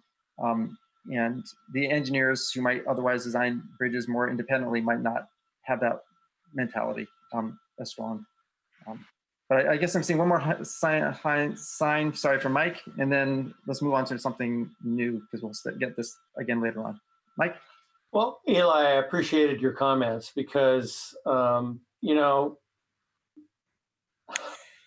I don't think we can just do away with all concerns about design and so forth. Yeah, we are in a very challenging time, but I don't think that means we toss everything out with regard to our concern over design and what our city looks like. So I appreciate the concerns expressed about potential cost increases, but I don't think doing a bridge differently does not necessarily mean it costs more. Doing it sensitively and with aesthetics does not necessarily mean it costs more. My experience with engineers on any number of topics is that they need to be pushed to do a better job with the aesthetics. Thanks. All right, staff, can you take us to the next item? Yes, thank you. We will return with some code language around that one in our next discussion. So the next set of items, Phil's going to walk you through it, but I'll just set it up real quickly. Are items 8 through 15. There, he's gotten there on the sheet. They're all about the exemptions from design overlay zone. So the things that are listed in the exemptions means that they don't have to meet the design standards and they don't have to go through design review. There were several amendments to this, items 8 through 15. Most of them are consent-like items, and you all were fine with them, except for number 13, which Phil will describe to you. The reason we put them all here and not on the consent list was because we wanted to show you all the code in context, so we didn't have two set versions of the exemptions. So, Phil, can you take it away? Sure. And just one other little iteration, because of the bridge conversation, there was an item in the exemptions related to bridges. If they went through a DAR, they'd be exempt. So obviously that would be something that would get pulled out if we are going towards a more robust bridge conversation. But I did want to focus on item 13 because that was an item that did get some discussion at the 3x3. That was initially, we had a series of exemptions that apply to storefront or facades of a building. And it was things such as placement of louvers, placement of radon systems on the facade, things like that were being changed.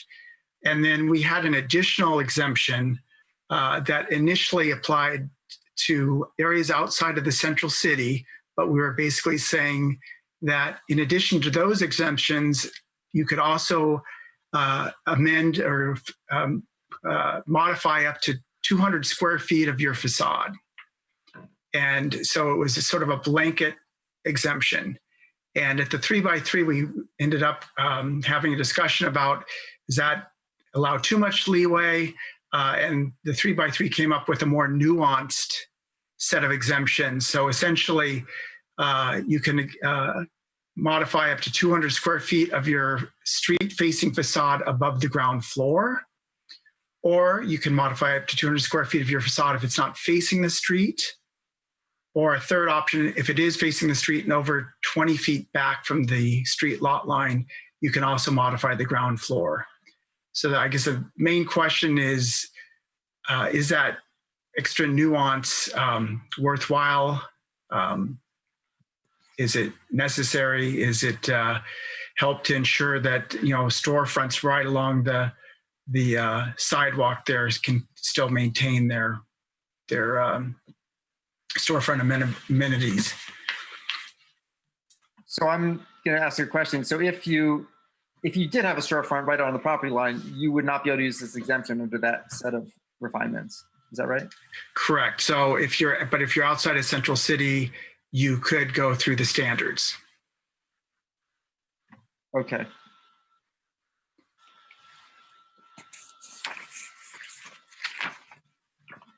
People have any comments on this? Or anyone who's part of the 3x3 want to share why do you think this is a worthwhile proposal for us to support?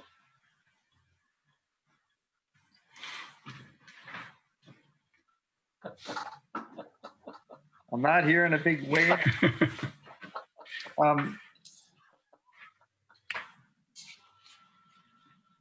Well, let's see. So this motion will be, is that what you're thinking, Eli? This motion will be process-wise. Yep. Yeah, this motion will be a little different because of the bridge conversation that we just had. Phil, correct me if I'm wrong, but is the bridges only codified in 33-420-050-A8? Is that well, I'm going to scroll down, which everybody can see. I'm pretty sure that is it. That's the last one in A, right? Yes. Yes. So if you like the idea, all the other exemptions, but obviously we would want to pull that one out, I think we would have a motion that was something like, I move to amend the DOZA proposed draft with the language shown in amendments 8 through 15 in the staff memo dated April 20th, except for 33-420-045A8. 050, right? 045. Oh, I'm sorry. Yeah, I thought you're right. Standards are 050. Yeah. 045A8. Okay, does anyone like to make a motion? Does a so moved work? Does the what? Does a so moved work? I think so. All right. Would you like to make that motion, Mike? So moved. Okay, is there a second for the proposal to make all these amendments except for 045.A.8? I second. Second it. That's Katie. Thank you, Katie. Julie, let's call a vote. All right, sorry, give me 1 second. Backrack. Yes. Bertolazzo. Yes. Out. Yes. Marcel. Yes. Agnera. Yes. Routh. Yes. Schultz. Yes. Smith. Yes. Spivak. Yes.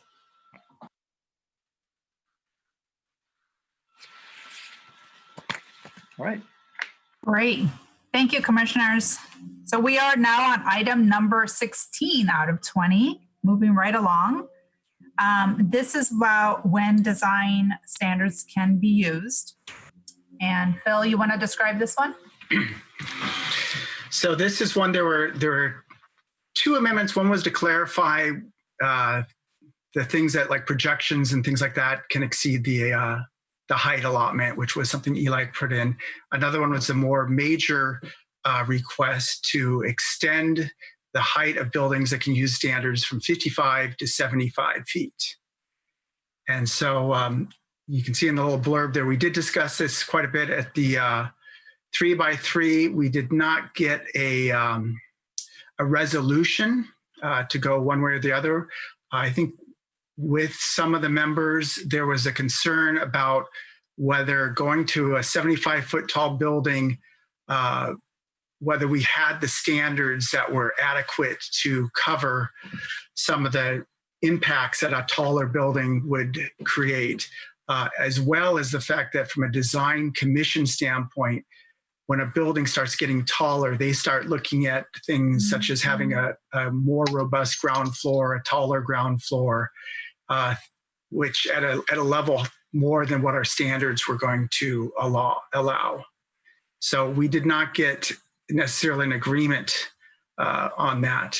We also, I think, had some conversations with PSC members about how this would relate to the state statutes that have been put in place. We did check with our city attorneys. They felt comfortable that we could have a height limit that was not necessarily at the same level as what the base zone allowed. So that's where the 55-foot height limit, we proposed this to maintain the 55-foot height limit, but obviously in parentheses, I did put the place where we would expand that to 75.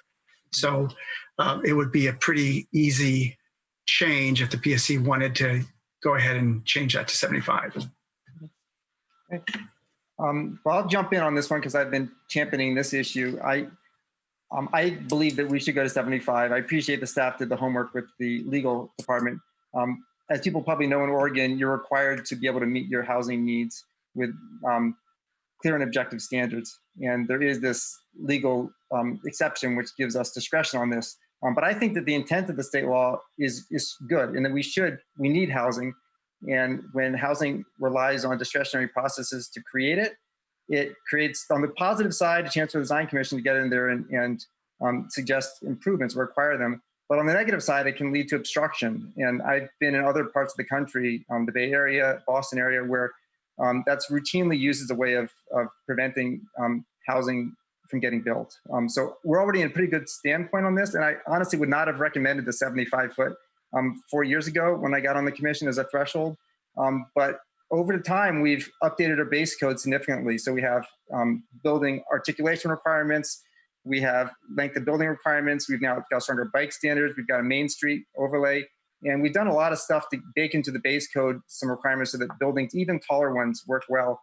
And I would personally be supportive of making the design standards challenging to meet. And maybe there's even a special standard for the first floor height in exchange for letting someone go clear and objective for up to 75 feet of height. So that's my pitch, to go to 75 and trust the process we're going through right now to set standards that work for it. Any other comments? Mike? Mike? I agree. Okay, he agrees. Okay. Well, I'll make a motion and then people can discuss if they want to. Katie? Yeah, you said that you'd like to see a change, or that if it went to 75, that maybe that would cause the standards to change. So is that, would that mean another iteration, or what? How would that happen? No, I don't see another iteration. I just know that they've not yet come to us or to the 3x3. So when we sent this to the 3x3, we already gave them direction to, it's going to be a big challenge. So thanks for those serving on it. But to look at the point criteria to make sure it's not too easy or too hard to get the points you need to go through the design standards process.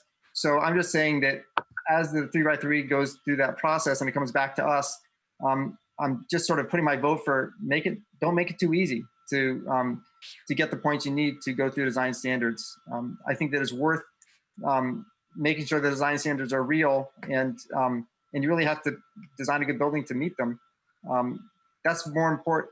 I'd rather have that trade-off and let design standards work for even these 75-foot tall buildings. Okay, I get it. And it would help me if other people talked about this, because I'm not a design person. So I'd like to hear your opinions on, I'd like, especially the folks that are more in tune with design. Talk to us. I can't put anyone on the spot. I can't make, who would like to share their perspective? Kat and Ben. Well, Katie, I'm supportive of doing exactly what Eli said, and for the reasons that Eli said. I think as we relook at, make sure as we go through the final effort on the standards, it's just keeping that in mind. But I certainly think there are ways to make sure that the standards, and I think they already mostly do, address how to make sure that the buildings are appropriate for their environment. The one caveat being here, and I'm a little bit hesitant here, but by doing that, if there's something specific to a neighborhood, we're not going to easily be able to pick that up through the standards unless we kind of think through how to do that. So I guess where I'm going with that, if there's another effort for the design guidelines that then say Hawthorne should have this one key element, if we feel that, if you're going to be able to do at the same time standards that align with the design guidelines, then I'm very comfortable. If for some reason we think there's a problem in that, I'd like to hear about that from staff. Okay. Because in order to do that, we have to bake it into the base code for the geographic area. Is that? Yes, that's exactly what I'm thinking. But it seems to me we should be able to. Again, if there's a subsequent effort down the road that, like I said, Hawthorne neighborhood comes up and say, this is really key to Hawthorne, then it seems like if it's really key, we could figure out how to put it into the base code. Well, yeah, it's happened before. I see lots of places in the base code where neighborhoods are specifically mentioned. Right. Maybe not best practice, but it certainly happens. So I'm going to go to Ben and then to staff if they want to. So Ben? So Katie, to answer your question, I think it comes down to having standards that are really clear and objective and can get you where you want to get to. And that in turn would deliver a certainty to whoever is planning to build, whether it's housing or whatever else. It takes out a level of discretion that equals to uncertainty and equals to, perhaps more hesitancy in moving forward in a project. So I think it's one of the intent here, I think, is to remove a barrier, but ideally it should not lower the quality of the design. So it comes down to the standards, and I agree with Eli that we have to make sure that we don't make it too easy, and then all of a sudden that's, it's a no-brainer. But at the same time, it has to be reasonable enough. So there's a balance there, where you put enough side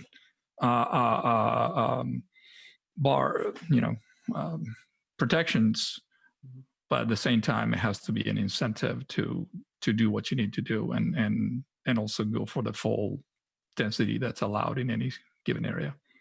Okay. Kat, do you want to say something again, or is your hand still? Okay, yeah. Oh, okay. So I could, going to 75 feet is an easy fix. I do want the one other thing I want to bring up, well, there's two things I want to bring up. One, from the 3x3, there was also the conversation that going through a discretionary design review opens up a public process that's not available when you go through standards. And the design commission felt there was a value to that, regardless of whether the conversation is, just talking about height or not. They feel that having that involvement in the development is beneficial. The other thing I wanted to bring up is for those who are on the standards working group, which were a little different than the 3x3, one of the things we had gotten was some direction related to ground floor height. And to maybe loosen up a little bit on our ground floor height standards, and perhaps only apply those to the civic corridors or the main streets and not to other streets. And when we were talking with the 3x3, one of the issues that came up was, boy, if a design commission or a design staff was going to look at a 60, 70 foot tall building, they would be looking at requiring ground floor heights 15 plus feet. And so it would go well above what we were initially proposing potentially in our standards, which then the standards working group was actually wanting us to kind of scale back from. So there's a bit of a roadblock that will have to get discussed there with the next 3x3 next Monday. Okay. Thank you. Well, I would see it not as a roadblock, but as a opportunity for the 3x3 to propose a different first floor height expectation for taller buildings. And it seemed the time sequencing works pretty well for that. One other comment from other cities I've seen is that I think that sometimes the discretionary processes end up favoring larger, really big developers who have the patience and the risk tolerance to go into a process that might last 3 years through the design. And it can be harder for smaller developers to take on that risk. So I'm going to propose an amendment to change 55 to 75 as the threshold for compulsory design review. And is there a second? I'll second it. Okay, I got Ben first on that. And any discussion? Yes, can I just have you clarify your motion, because we do have the code language in front of us for item 16. Phil, can you pan down to what the code language says? Could you make the motion to move to amend the proposed draft with the language shown here, and then read number 3, that last sentence, how it should read, because we accidentally left the 75 feet in there already? Got it. So I'll propose to amend 33.420.050 B3 to read new buildings or additions that exceed 75 feet in height. And the height threshold does not include additional height allowed through a height exception in the base zone. That's my proposal. So Ben, do we still have your second? Yes. Okay, thanks. And discussion? And Julie, a vote. All right. Backrack. Yes. Bortolazzo. Yes. Hauk. Yes. Larcel. Yes. Magnera. Yes. Ralph. Yes. Schultz. Yes. Smith. Yes. Spivak. We have an additional commissioner today. Yes. That passed unanimously. We'll recommend it forward. And thank you, staff. I have to interject here with the dog.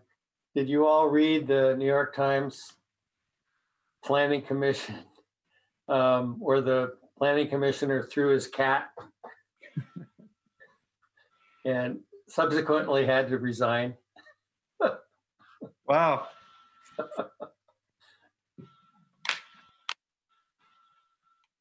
Okay. No animal throwing at our planning commission meetings here. No. So item number 17 it relates to the design commission's membership. Bill, can you walk us through this one, please?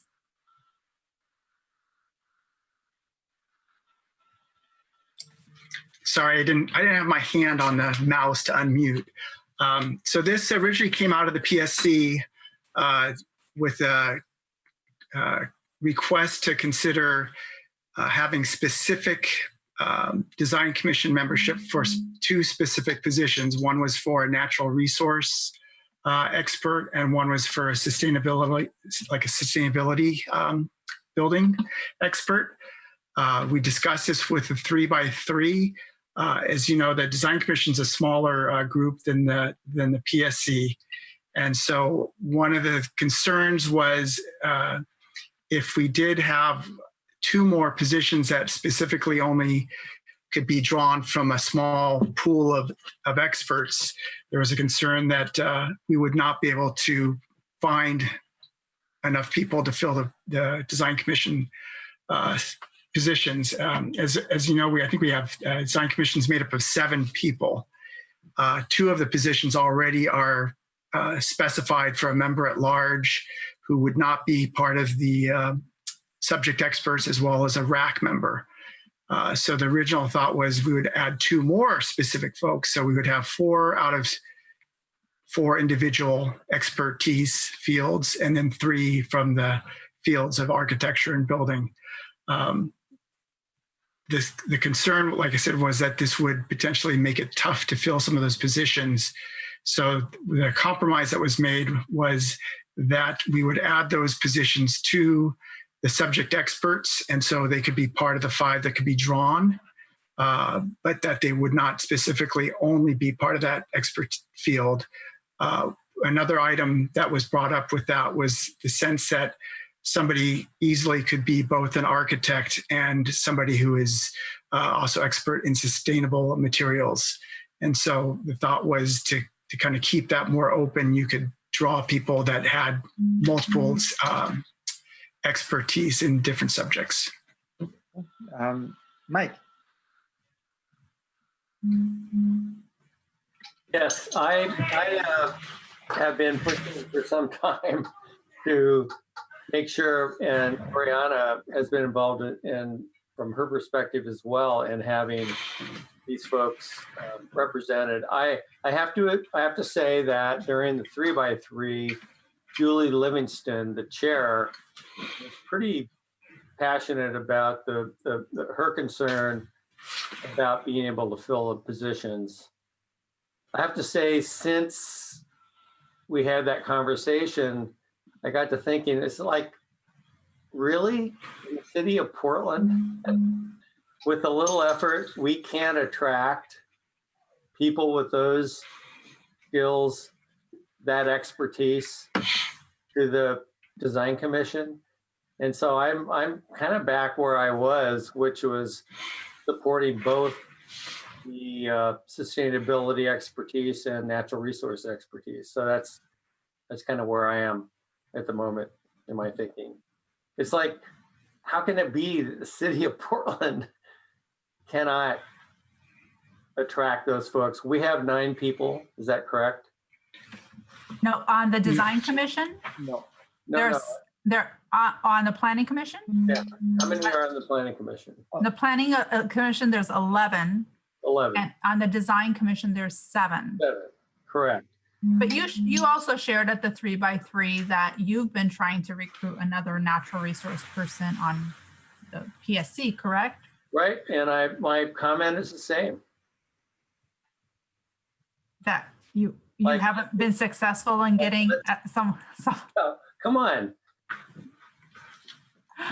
We should be able to do that. So that's where I stand. I mean, I think maybe, Mike, the logic of your comment is that you recruited for opening to the PSC, but there's no mandate to have a certain slot, or you're filling the slot right now, whatever.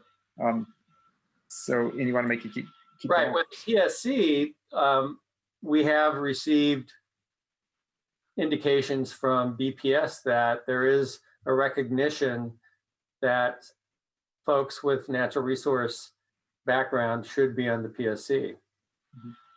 Okay. Oriana? So I'm being consistent. Mm-hmm. I'll just back up Mike on that. I think that as someone who has a lot of experience doing recruitment and community engagement work, something you hear a lot is, we can't fill this seat, we can't meet this need, it's too hard. And that's usually because there's not the right kind of creative thinking or looking, or an expansive view of what that position could be filled as.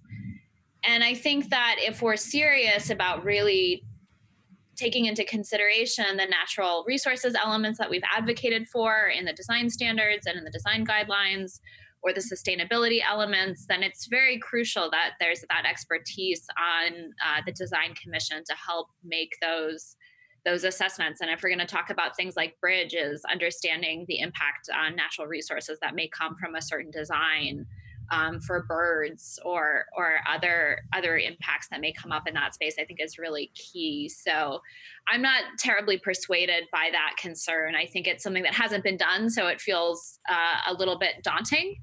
But that with good, thoughtful recruitment and a good case for why someone should join the Design Commission and shift over that capacity, I think that can be made just in the way that I think if we really put our heads together and worked at it, we could find someone else with natural resources experience to sit on the PSC, or find someone else with sustainability or renewable energy experience to sit on the PSC, or find more folks of color to sit on the PSC. Ben. I generally agree with the thinking, but I would offer that I don't necessarily see it as a single issue. So sustainability or natural resources, there could be candidates that hit multiple points, and I think that's probably preferable or desirable. So there isn't just one single lens that is consistently looked at. I would assume that that's the intent. Okay, Jeff. I guess I'm just going to agree with Ben. There's nothing. The proposed language certainly creates the opportunity for people with those skills that Mike and Oriana are talking about. And so if there's the policy desire to focus on that, I think it's readily attainable. But those are one of several important features we're looking for. So anyway, I'm comfortable with the language staff has proposed, and I think it will be effective at getting at the specific concerns Mike and Oriana have raised. Okay, although I think I'll go back. I think Mike and Oriana are proposing an amendment to staff's proposal that would make the sustainable practice and natural resource management be required roles, and that there would be what's now written as number 3, the additional members would have be plucked from certain categories. Am I getting that correct? Yes. The question for Oriana or Mike is, do you have an amendment to propose, or are you supporting staff's recommendation?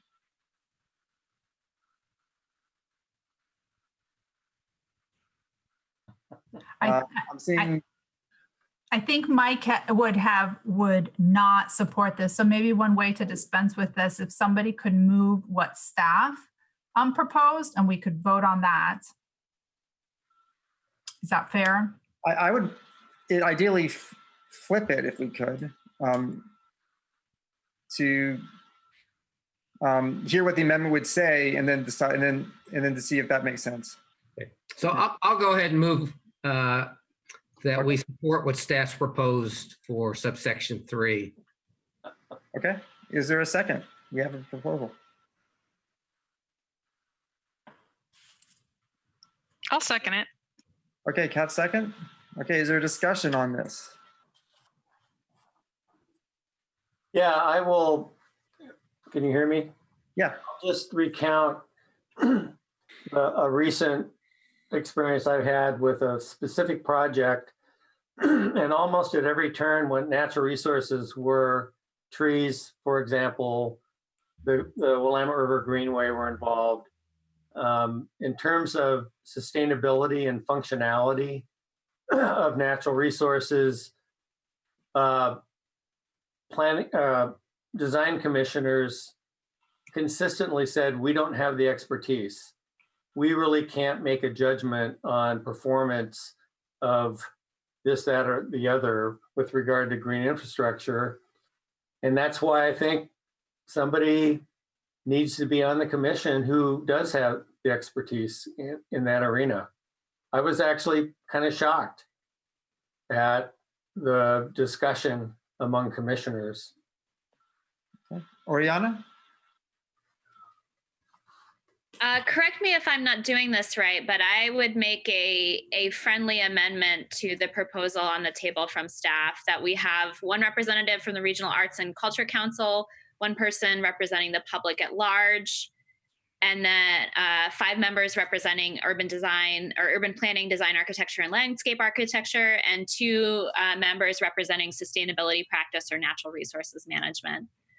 I think I'd also, just looking at this language and doing something a little bit on the fly here, would like to include some language for number 2 about the public at large member, to encourage whenever possible that that person be a renter. And so that we're taking into account just some of the housing cost issues that we've discussed on this commission that may come up. I don't think it should be a requirement necessarily, because that can be a very challenging position to fill. But I think there should be some intentionality towards trying to ensure that there's a diversity of housing options that are represented on the design commission. Okay, well, I'm going to suggest that one we keep that separate as a potential amendment, but I want to ask Jeff, is that a friendly amendment or not? No, I mean, I appreciate the friendly gesture, but it's the exact opposite of what staff's proposing and what I'm supporting. There are 5 members at large with a wide range of expertise that are all important and helpful for design review. And to take 2 of that, take 2 of the 5 positions and dedicate them solely to one expertise, I think is simply too narrowing. Mike, you even conceded you had trouble finding someone with that sort of expertise to be on the planning commission, which is a far more desirable or gets far more applicants than design review commission. So I'll reject that. And obviously if there's not support for staff's position, Oriana, you can make that motion, but I'll stick with my motion and urge everyone to support what staff and the 3x3 came up with. Okay, I'm seeing comments from Chris and Ben. So this is discussion of the staff proposal. Chris? Yeah, so I'm interested in the language Oriana just floated. I think it probably needs to be developed a little bit. So I'm wondering if we could move this to the next discussion so that maybe Mike and Oriana can propose, an option B here that we could look at our next meeting alongside the staff proposal. Is that possible process-wise? No, I'd rather not withdraw my motion, so I guess we should just resolve for staff's benefit. Are we doing what staff wants, or are we going to the direction? Okay, so. Oh, and Eli, can I? Yeah. Whatever we decide here, we've heard 2 themes tonight, and we seem to be doing things that are moving in opposite directions. One was concern about the costs of design review, layering on the complexity of design review and the time of design review, especially in a time of COVID, and then being expansive about both processes and administration, which,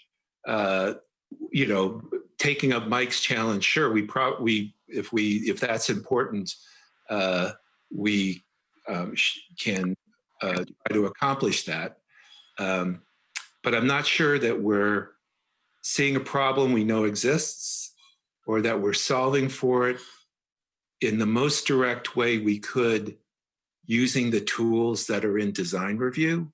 Remember, these design review is going to be applying the guidelines and meeting the standards. One of the ways to get at these things that we're talking about are for those to be in the guidelines and the standards, rather than a large commission is, if it's meeting an objective, it's great. It adds complexity. It isn't maybe the most direct way to do this. And I would hate for good ideas and principles just to be tagged onto this and not have it be more, directly fleshed out. I'm not sure that this is getting us all the way there. Okay, I'm seeing, I thought it had been, it did seem like Mike was bringing up a specific example where not having the expertise was a problem to solve. Well, that was an example. That was one specific example. Yeah, I heard that too. Okay, so it sounds like we have on the table proposal from Jeff and seconded by Kat to proceed with staff's recommendation on this. And I suspect that if that doesn't pass, then I'm going to suggest we go with Chris's suggestion to try and get something a little bit more pre-vetted as an alternate. Any more discussion on that? Then I think that I'll ask staff to, Julie, can you call a vote? So reminder, this is exactly what is in the staff memo today. So Backrack. Yes. Bortolazzo. Yes. Hauk. No. Larcell. No. Magnera. No. Ralph. No. Schultz. Yes. Smith. No. Spivak. No. So that failed by 3 to 6. Sorry. Did I get that right? 4 to 5, but still. Okay. It did not pass. Chris, I guess I'm gonna, Chris, you want to articulate what you think we should do next here?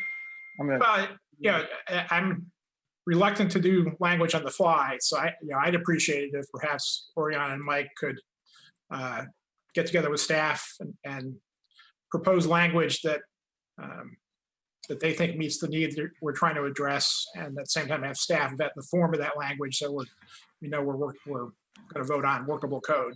So I'm asking for a little homework. Sorry. Can I ask a clarifying question? Because I think that would help us out in writing code.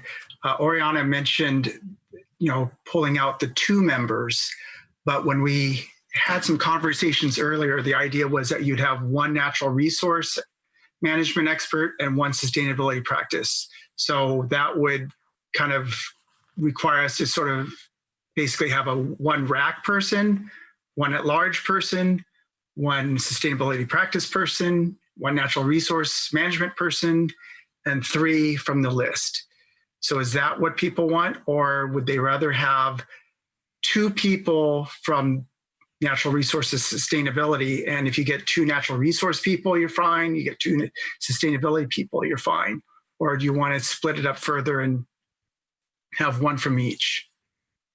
I'm seeing Kat's hand up. So somewhat along those lines was going to be my comment, Phil. So I would say, so first of all, it'd be interesting to talk about RAC a little bit more, but that aside, I'd then say 1 is a public person at large.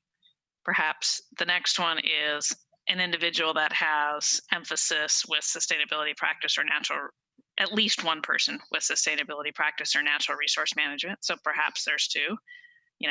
The other remaining members have experience in urban, like the list you have here. I guess I'm pushing maybe back a little bit on is the relationship with RAC. And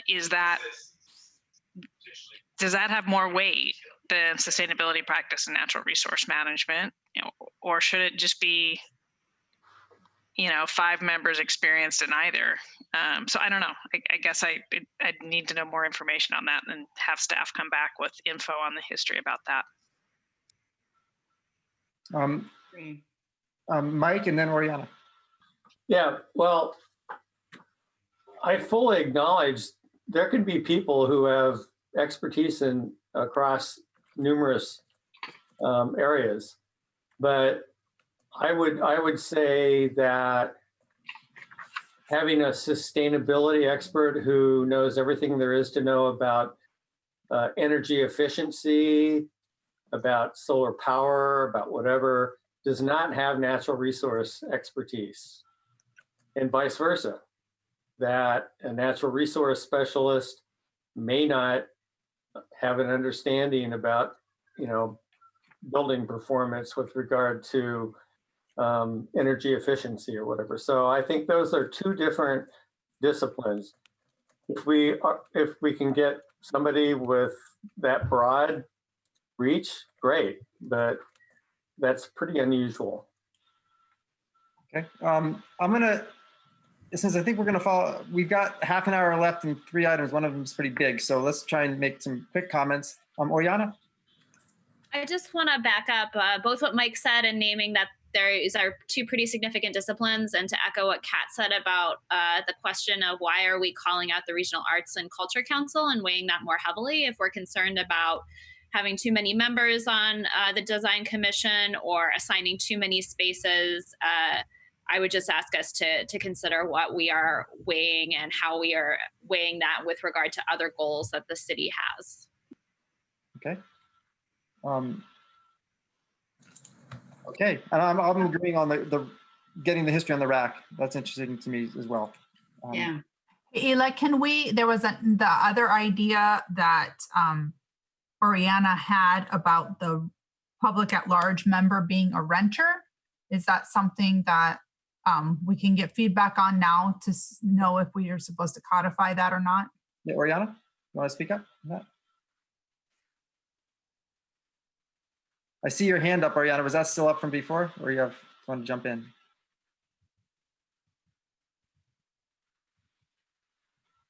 I suspect since she turned her video off, she's walked away. Okay. I did walk away, but I just walked back and heard my name. Sorry to hold us up. Sandra was asking about follow-up regarding to having a renter role on the commission. Yeah, we can talk about that separately and bring that as a proposal, or I'm happy to chat a little bit more about that now, whatever feels best from a time perspective. Well, why don't we go ahead and talk about it separately, but looks like next time we would come to you with this section of code rewritten based on what Mike and Oriana are going to be proposing. So that would be packet number 1, and then we would have a separate package with the renter information added in there, so you can have 2 separate votes for that. Fantastic. Thank you for that effort. Yeah. Okay, thanks. Thank you. Okay, we'll move forward then to number 18.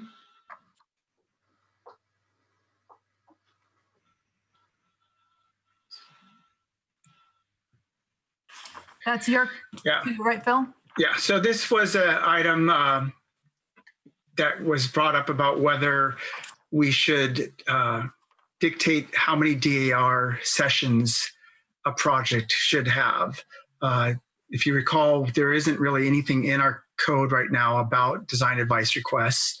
And so we were codifying and making it into a more formalized process in the code.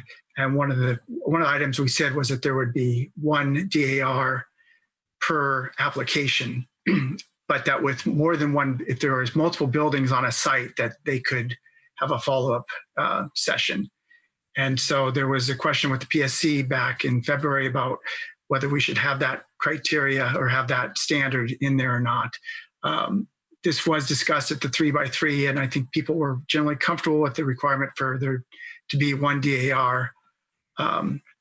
There's some stuff in here about how many land use reviews should happen, but that is something that hasn't been fleshed out yet. So we don't have anything to propose for right now. So as this is set up right now, there is no amendment. Okay. If anyone wants to suggest an amendment, here is your chance. Otherwise, we will stick with the limit of 1 DAR in the proposed draft and no further details on multiple building sites. Mike? I'm good with that. Okay. All right, I'm not hearing amendments, so let's move to number 19. Do we move? Oh, yeah, I guess we don't have to move for no amendment, right? Okay, so this is number 19 was looking at the factors that can be considered during design review, and I know a couple folks wanted to discuss this. They actually noted these for this session. So one of the things that was looked at and sent to the 3x3 was what factors should the design commission and or staff review during a discretionary design review? And we're looking at whether they can look at FAR, whether they can look at height, whether they can look at the unlimited FAR transfer that is currently available in the central city, and whether they should be able to dictate other types of features such as setbacks, landscaping requirements, things like that.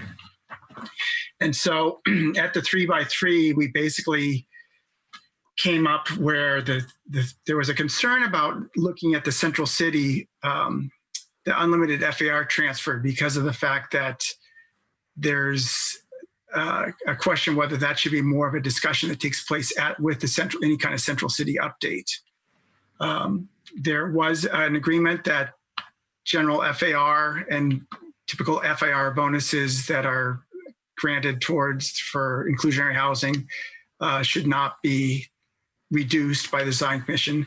There was the sense that height somewhere on the site should not be reduced by the design commission, although the design commission should be able to manage the bulk or manipulate the bulk on the site, but they shouldn't necessarily tamp down on the height everywhere. Like I said, the unlimited transfer FAR, there wasn't necessarily a complete agreement on that.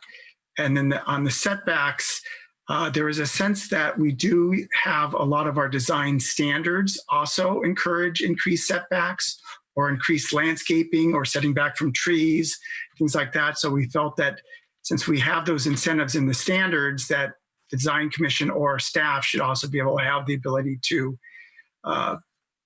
ask for greater setbacks in situations where they're warranted. So we have two options. The first option was to create a general exception for FAR that basically says you can't manipulate or you can't reduce FAR unless somewhere else in our code there's a provision that says the design commission or the staff can reduce FAR or that FAR requires a modification. So right now there's nothing in our code that does that. So it would allow for a future project. For example, the Central City did want to go back and clarify their intent for the unlimited transfer of FAR, that could happen at that case, and then this would support that. The second option was to create a very specific provision that says the design commission or staff could reduce the unlimited transfer of floor area that is provided in the Central City. And so that would trigger what we originally were looking at doing, which was that the design commission or the review body could ask for less of an unlimited transfer than what the applicant was requesting. But it kind of puts that provision in the design review chapter as opposed to being in the Central City chapter, which we probably would still want to go back into the Central City and add a clarification on that. The other thing I wanted to mention, because people were talking about not allowing the review body to manipulate height, is we did put an exception for height because there are some provisions in the code that specifically state that you can only get this height through design review, or you can only get this height if you ask for a modification through design review. And so those height limits are subject to discretion by the review body. And so that is why we had that provision about height on there. So I don't know if it's better to go down and actually look at the code, because I know people had some questions or wanted to have a discussion on that. Let's start to see what the issues are that are surfacing for us and then look at the code. Kat, do you want to start? Well, I just had a question. So on the first point you were making, Phil, about FAR, and then I guess what I'm curious is what is the point in putting into the code language that is setting you up for a future Central City? Why do it now versus just let the Central City process work itself out and see if then the code needs to be amended at that point? Like what is that first option giving you? I'm not following the train of thought there. Does that make sense? Yeah. And then I guess my last question on that would be on your third point, which is other portions of the code that refer back to getting a required modification or something like that. It'd be interesting to know those examples, or an example or two.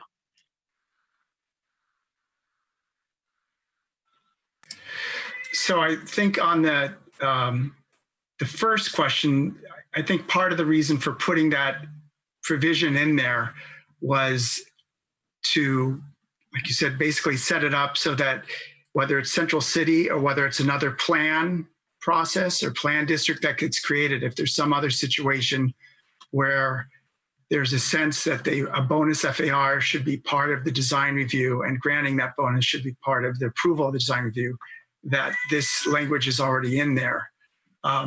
Also because there was a desire to not have height be restricted universally, but that there are provisions already in the code that say there are some situations where height is subject to discretionary design review.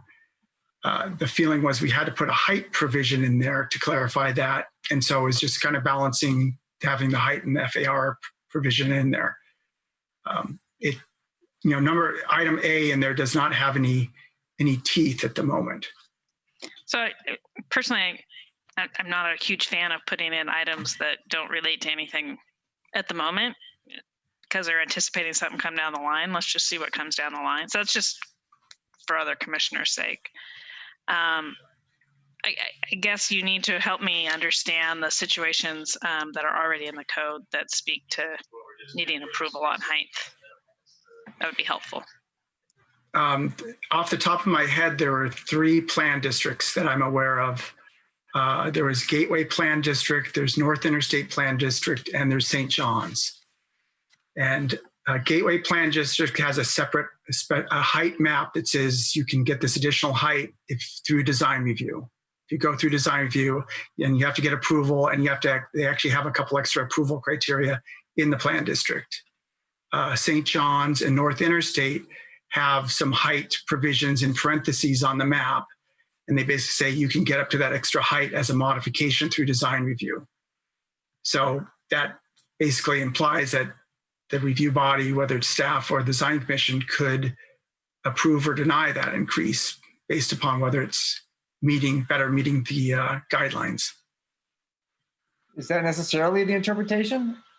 It seems like another interpretation would be if you're building a taller building, you have to meet general design goals, but it doesn't necessarily, but those might be having a tall first floor, or it could be a courtyard or something like that.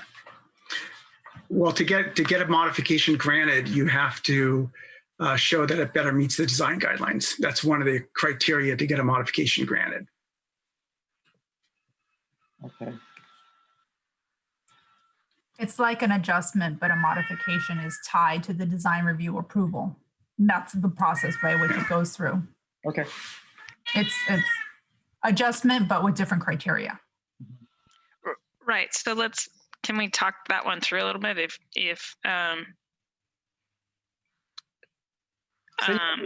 seems to me, so to meet the intent of the design guidelines, if height is certainly, you're saying you're going to give them the height as long as you meet the other design guidelines or better, or so it's already kind of covered, is it not? What am I missing there? If you're giving them, basically you're saying you can have the height as long as you go through the design review.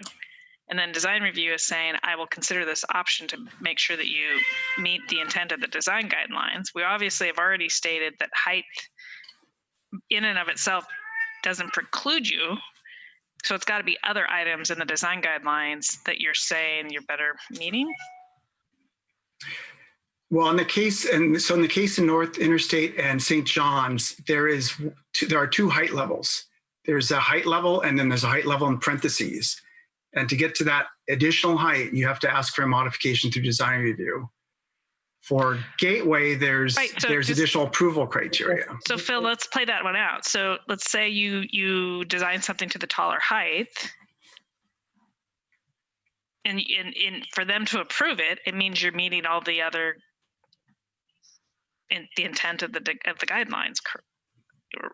I think it could go either way. I'm just trying to figure out what way it is, because either you propose the building, say you're going to the full height. One way to end this discussion is to say the design commission has discretion to say you can't actually use all that height. It doesn't fit in for whatever reason. Another interpretation would be to say that they have to approve. They have to make you go through the design review process, and they have to meet the intents of the guidelines, but they can't reduce your height. And those would be 2 different places. Right? Yeah, and I guess where I'm concerned is why even dangle a carrot as a potential if they're never going to approve the height because they don't think it fits the context. So what your first example to me has me, right back to where we're at, why we're having this conversation in the first place. I think it goes back to we weren't planning on going back and changing what had been discussed with different plan planning projects. So when St. John's came in and they came to an agreement to potentially allow greater height in some situations if they can get approval of a modification to height, we were not going in there and readdressing that policy. I mean, that was without going back and looking at other plan districts was not necessarily part of DOZA. So the deal that was struck on those is that you have to get approval to get the additional height, or is the deal struck that you can have the additional height if you go through design review? What was the deal? So before the changes in state law and, before we started changing this code, the old factors reviewed for design review potentially included height, bulk, massing, floor area, right? That technically those were on the table. Got it. Some of that language at the state level has changed to kind of say you can't necessarily reduce your density or your floor area if it has an effect on reducing density to get approval. But at the time that those projects went through, it essentially the idea was that there was a certain height limit, and then to get to the additional height, you had to get the permission of the review body, whether it's design commission or the staff. And that was a discretionary decision based upon meeting the approval criteria, just like any of the other approval criteria.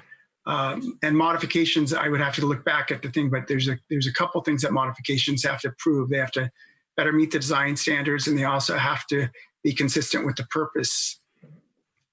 So, hey, Jeff's hand up patiently, so maybe I'll let him jump in. Oh, sure. I'm sorry, Joe, if you want to go first and clarify something, that's fine with me. Well, and I apologize for jumping in. I don't have the ability to put my hand up. Okay, sorry, Joe. On the system. No, it's just because when you're a co-host, you don't get to. I'll yield my hand to you. So I'm feeling rude all night. Phil's example, I think, is really illustrative of part of the issue. Is there's a plan there adopted in these plan districts that was with intentionality and under provisions that may not be actually the same way we do it now because of changes in state law, but to go and sort of blanket. So one option is to go back in and redo those provisions in each of those plan districts, I suppose.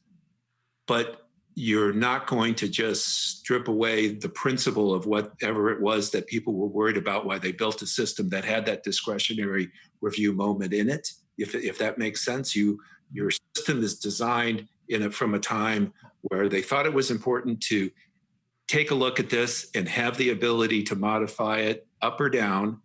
And they had a process that they could depend on to do that. It's a little bit like a lot of the discussions we've been having tonight. Sometimes you write a guideline, sometimes you write a standard, sometimes you count on the process to be able to accomplish that end as well. Now in the central city, and Phil, I'm going to get this wrong again, but we believe that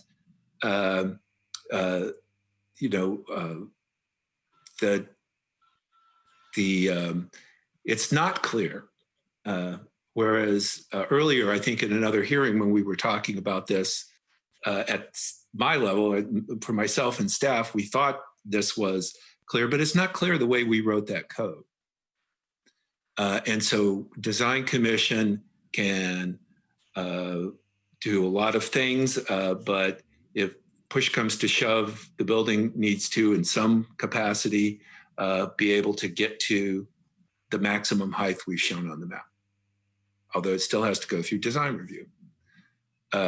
We're not changing that code as part of Central City 2035 in its readoption, mostly because we're not making changes to what got approved last time. Currently, the interpretation of the code would work that way.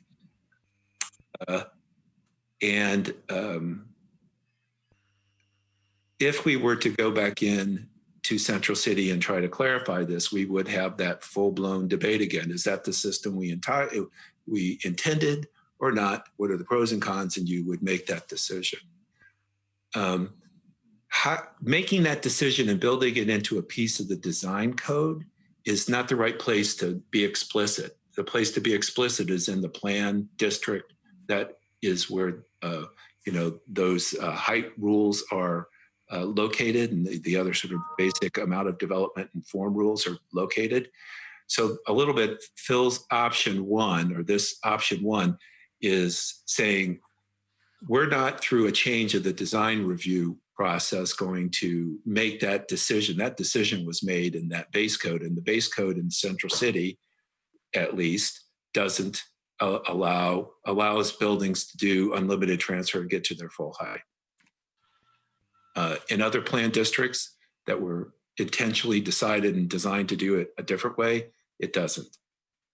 So part of what we're talking about is not really debating that issue with the commission. Like, can you reach your required height in the Central City, or your maximum height in the Central City? Closer reading of the code that you all adopted and went through City Council says it can. It has to go through design review, but it can get to that height.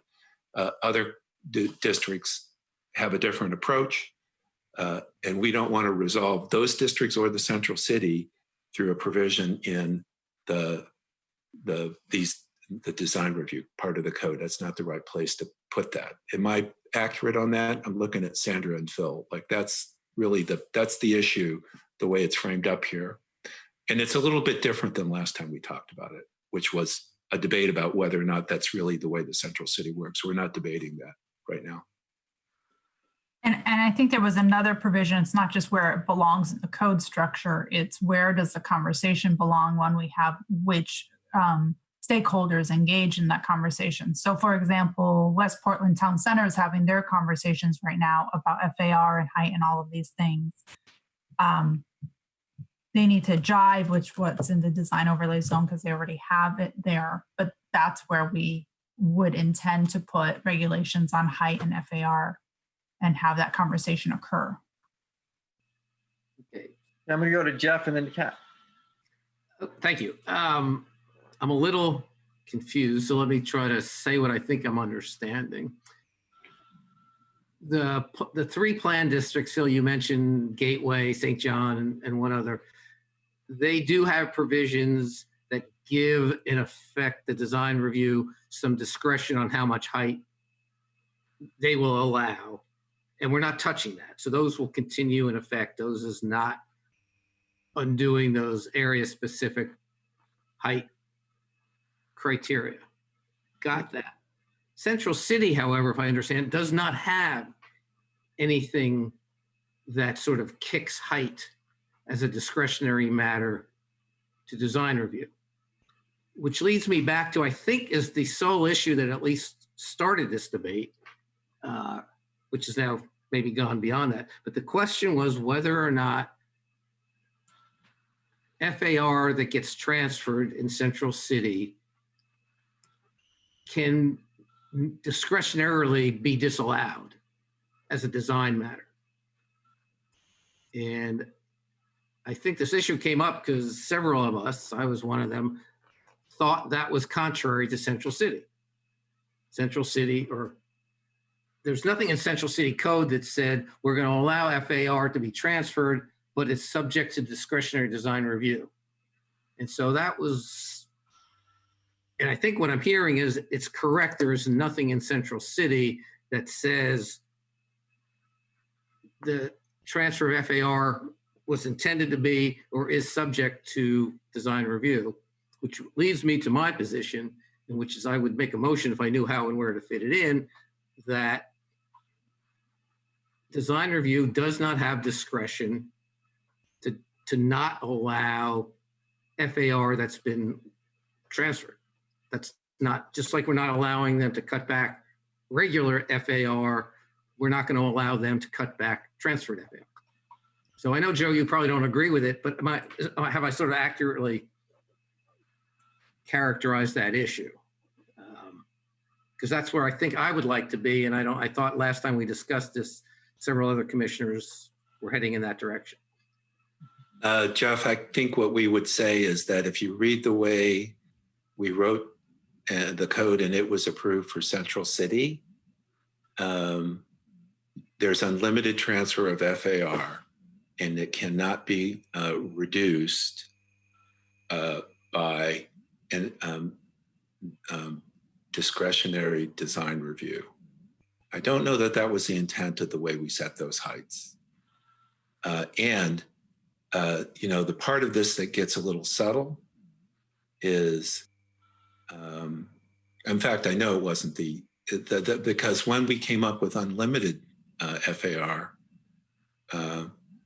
we still assumed that those buildings would be designed and meet design guidelines, and that the kind of things that that process does to get a building to meet those guidelines could change the overall supermassing, the unlimited massing of the site.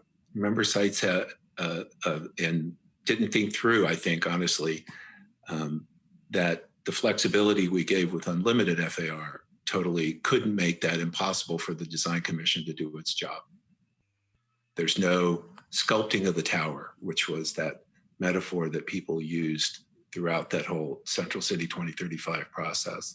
So if you have no right to sculpt the tower through discretionary review, that sounds like not what we had talked about in Central City 2035. But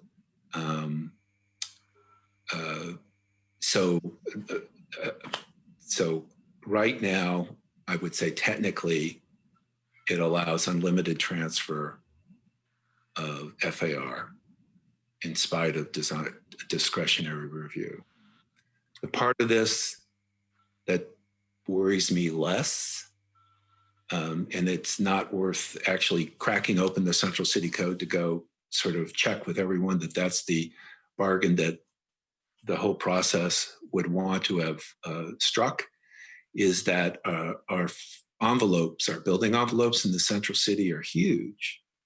And so it seems like we're solving for a risk that isn't likely to happen often, and that the process, the way it's even written now and in this code that we just adopted, can work fine towards that purpose of applying guidelines, getting great buildings that correspond to standards and discretionary review, and still are quite large.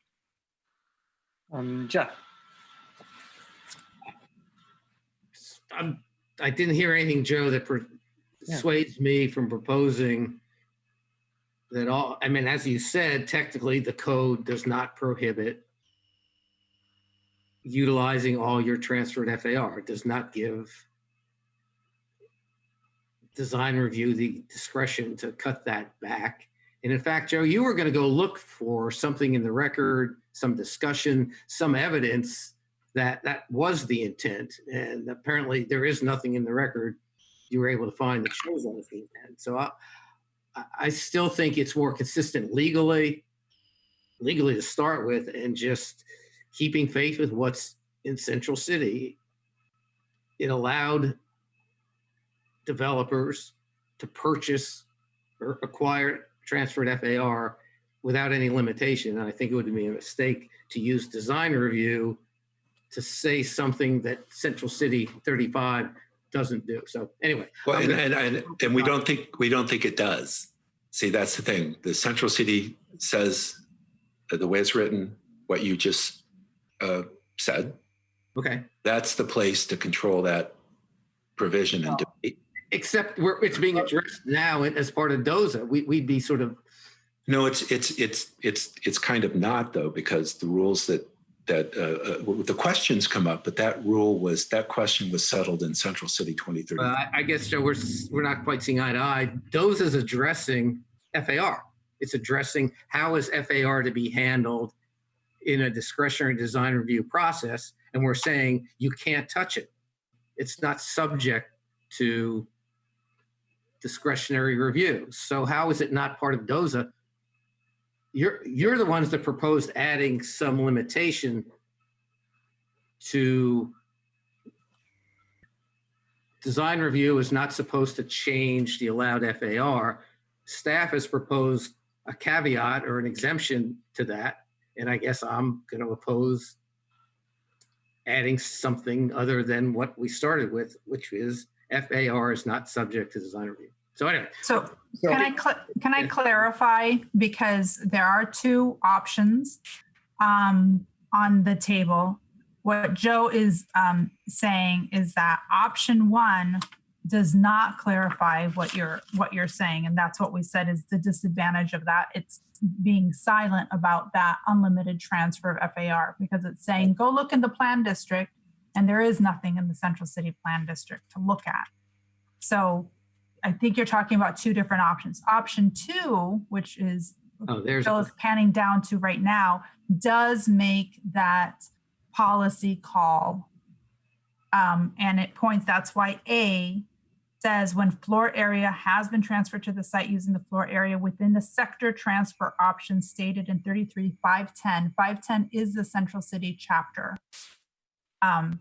So I see. Okay. Thank you for clarifying that, Sandra. Okay. So it sounds like you down, so I didn't see what option two was. Yeah, okay. You really don't like option two. Right. So option one. Gotcha. You might even say on option one that you'd rather not have that placeholder for future code change. We could just leave as is, I think, from Jeff's perspective on that. Yeah, I would agree with Kat on that. I don't see the point of that. Let's do one more for Kat. We're at 6 o'clock. So let's get Kat's comment, and then we'll figure out how to wrap this up in preparation for resolving at a future meeting. And mine is really a question. I see how I think B aligns with addressing the different plan districts. So in this first option, item B, I think, is the one that's addressing all like St. Helens and stuff plan district. Is your intent that A is addressing what may or may not happen in Central City? I'm having a really hard time okay.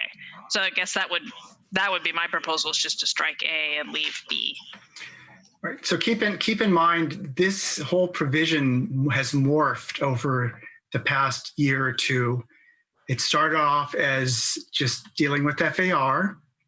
Then there was questions about what about height, because we were saying that you could reduce height potentially as long as you didn't reduce FAR. And then there's been some other things with the ideas of standards. So the universe of what this is trying to limit has gotten bigger. And so when we went to trying to figure out, oh, well, can we just say height? We realized, no, you can't, because there are some plan districts that provide the discretion. So that's when we added that. But A in option one is a placeholder, whether it's Central City coming back, or as an example, Sandra is bringing up West Portland Town Center. Now, if West Portland Town Center wants to have greater heights but be subject to discretion, then this would give them the opportunity to line that up. So why couldn't they use B? B solves that. Well, I'm sorry, not height, FAR. So if West Portland Park wanted to have something, or if they wanted to have an affordable, you get a greater FAR. If you go through a review and propose, affordable community service space or something like that, then that would give that opportunity. Phil, I think what Kat's point is, why are we putting A in there when there's no commensurate plan district that's saying that they need it? Like West Portland in this example could add this provision themselves when they get to that. What was the reasoning? And I'd forgotten, and when Kat and I spoke, what was the reason that we need A at this point in time? If we deleted it with an amendment here, does that put us in some kind of unclear pickle about this? Are you asking Kat, or are you asking staff? I'm asking you, Phil. Sorry. Oh, I'm sorry. You're our resident code head right now. If we deleted A entirely right now, what is there a code problem with that? I don't think so, because it's saying you couldn't reduce or increase the total floor area or height, except when the height you would just have it be related to height. So I'm your other code head here, Stacy. You can chime in, but I also feel if we did delete A, and I read that paragraph above, or increase the total reduce or increase the total floor area, we get back into what do we mean by the total floor area? Is it the base? Is it the historic bonus? Is it the IH bonus? Is it the unlimited transfer? And A clarifies that the unlimited transfer is decided over in the base zone, in the plan district, doesn't it? I think I would be unclear. Reduce or increase the total floor area. We would get into the same conversation about all those different floor area entitlement and provisions. Absolutely. I concur with Sandra. Okay, so I think that's the reason we added. Right. So if we just struck A, we would need some clarifying language on the total floor area, what that means. And I see Jeff's hand up. I'm going to guess that Jeff would suggest that be very inclusive for including the unlimited transfer as part of the floor area definition. Actually, that was my old hand, but all I would say is there's enough of a nuance and a slightly different perspective amongst us that I'd like to see the language so I understand what I'm voting on. Okay, so that is a great segue to 6:06 p.m. So I am going to make the same request Justin made to get some actual language for this one that we can consider. And I think that I'm also interested in the setback issue, so I might suggest that as an amendment outside of meeting though. So with that, we're missing number 20. Would people like to stay on for that one, or should we adjourn? I'll look this. I think I'll just say my opinion. 20 seems pretty straightforward, so I'm inclined just to let us end this meeting right now and pick that up at the beginning of the next one. So unless I have an objection, I'm going to say that we should adjourn this first remote meeting, and we will continue the discussion on DOZA at, when's that meeting going to be? June 9th. June 9th. Thanks, Sandra. Mm-hmm. And with that, we are adjourned. Good job. Good job. I think it was. Thanks everybody for coming in. Yeah. Thank you so much, staff. Thank you. Thank you all. Thank you all. Nice to see you. See you too.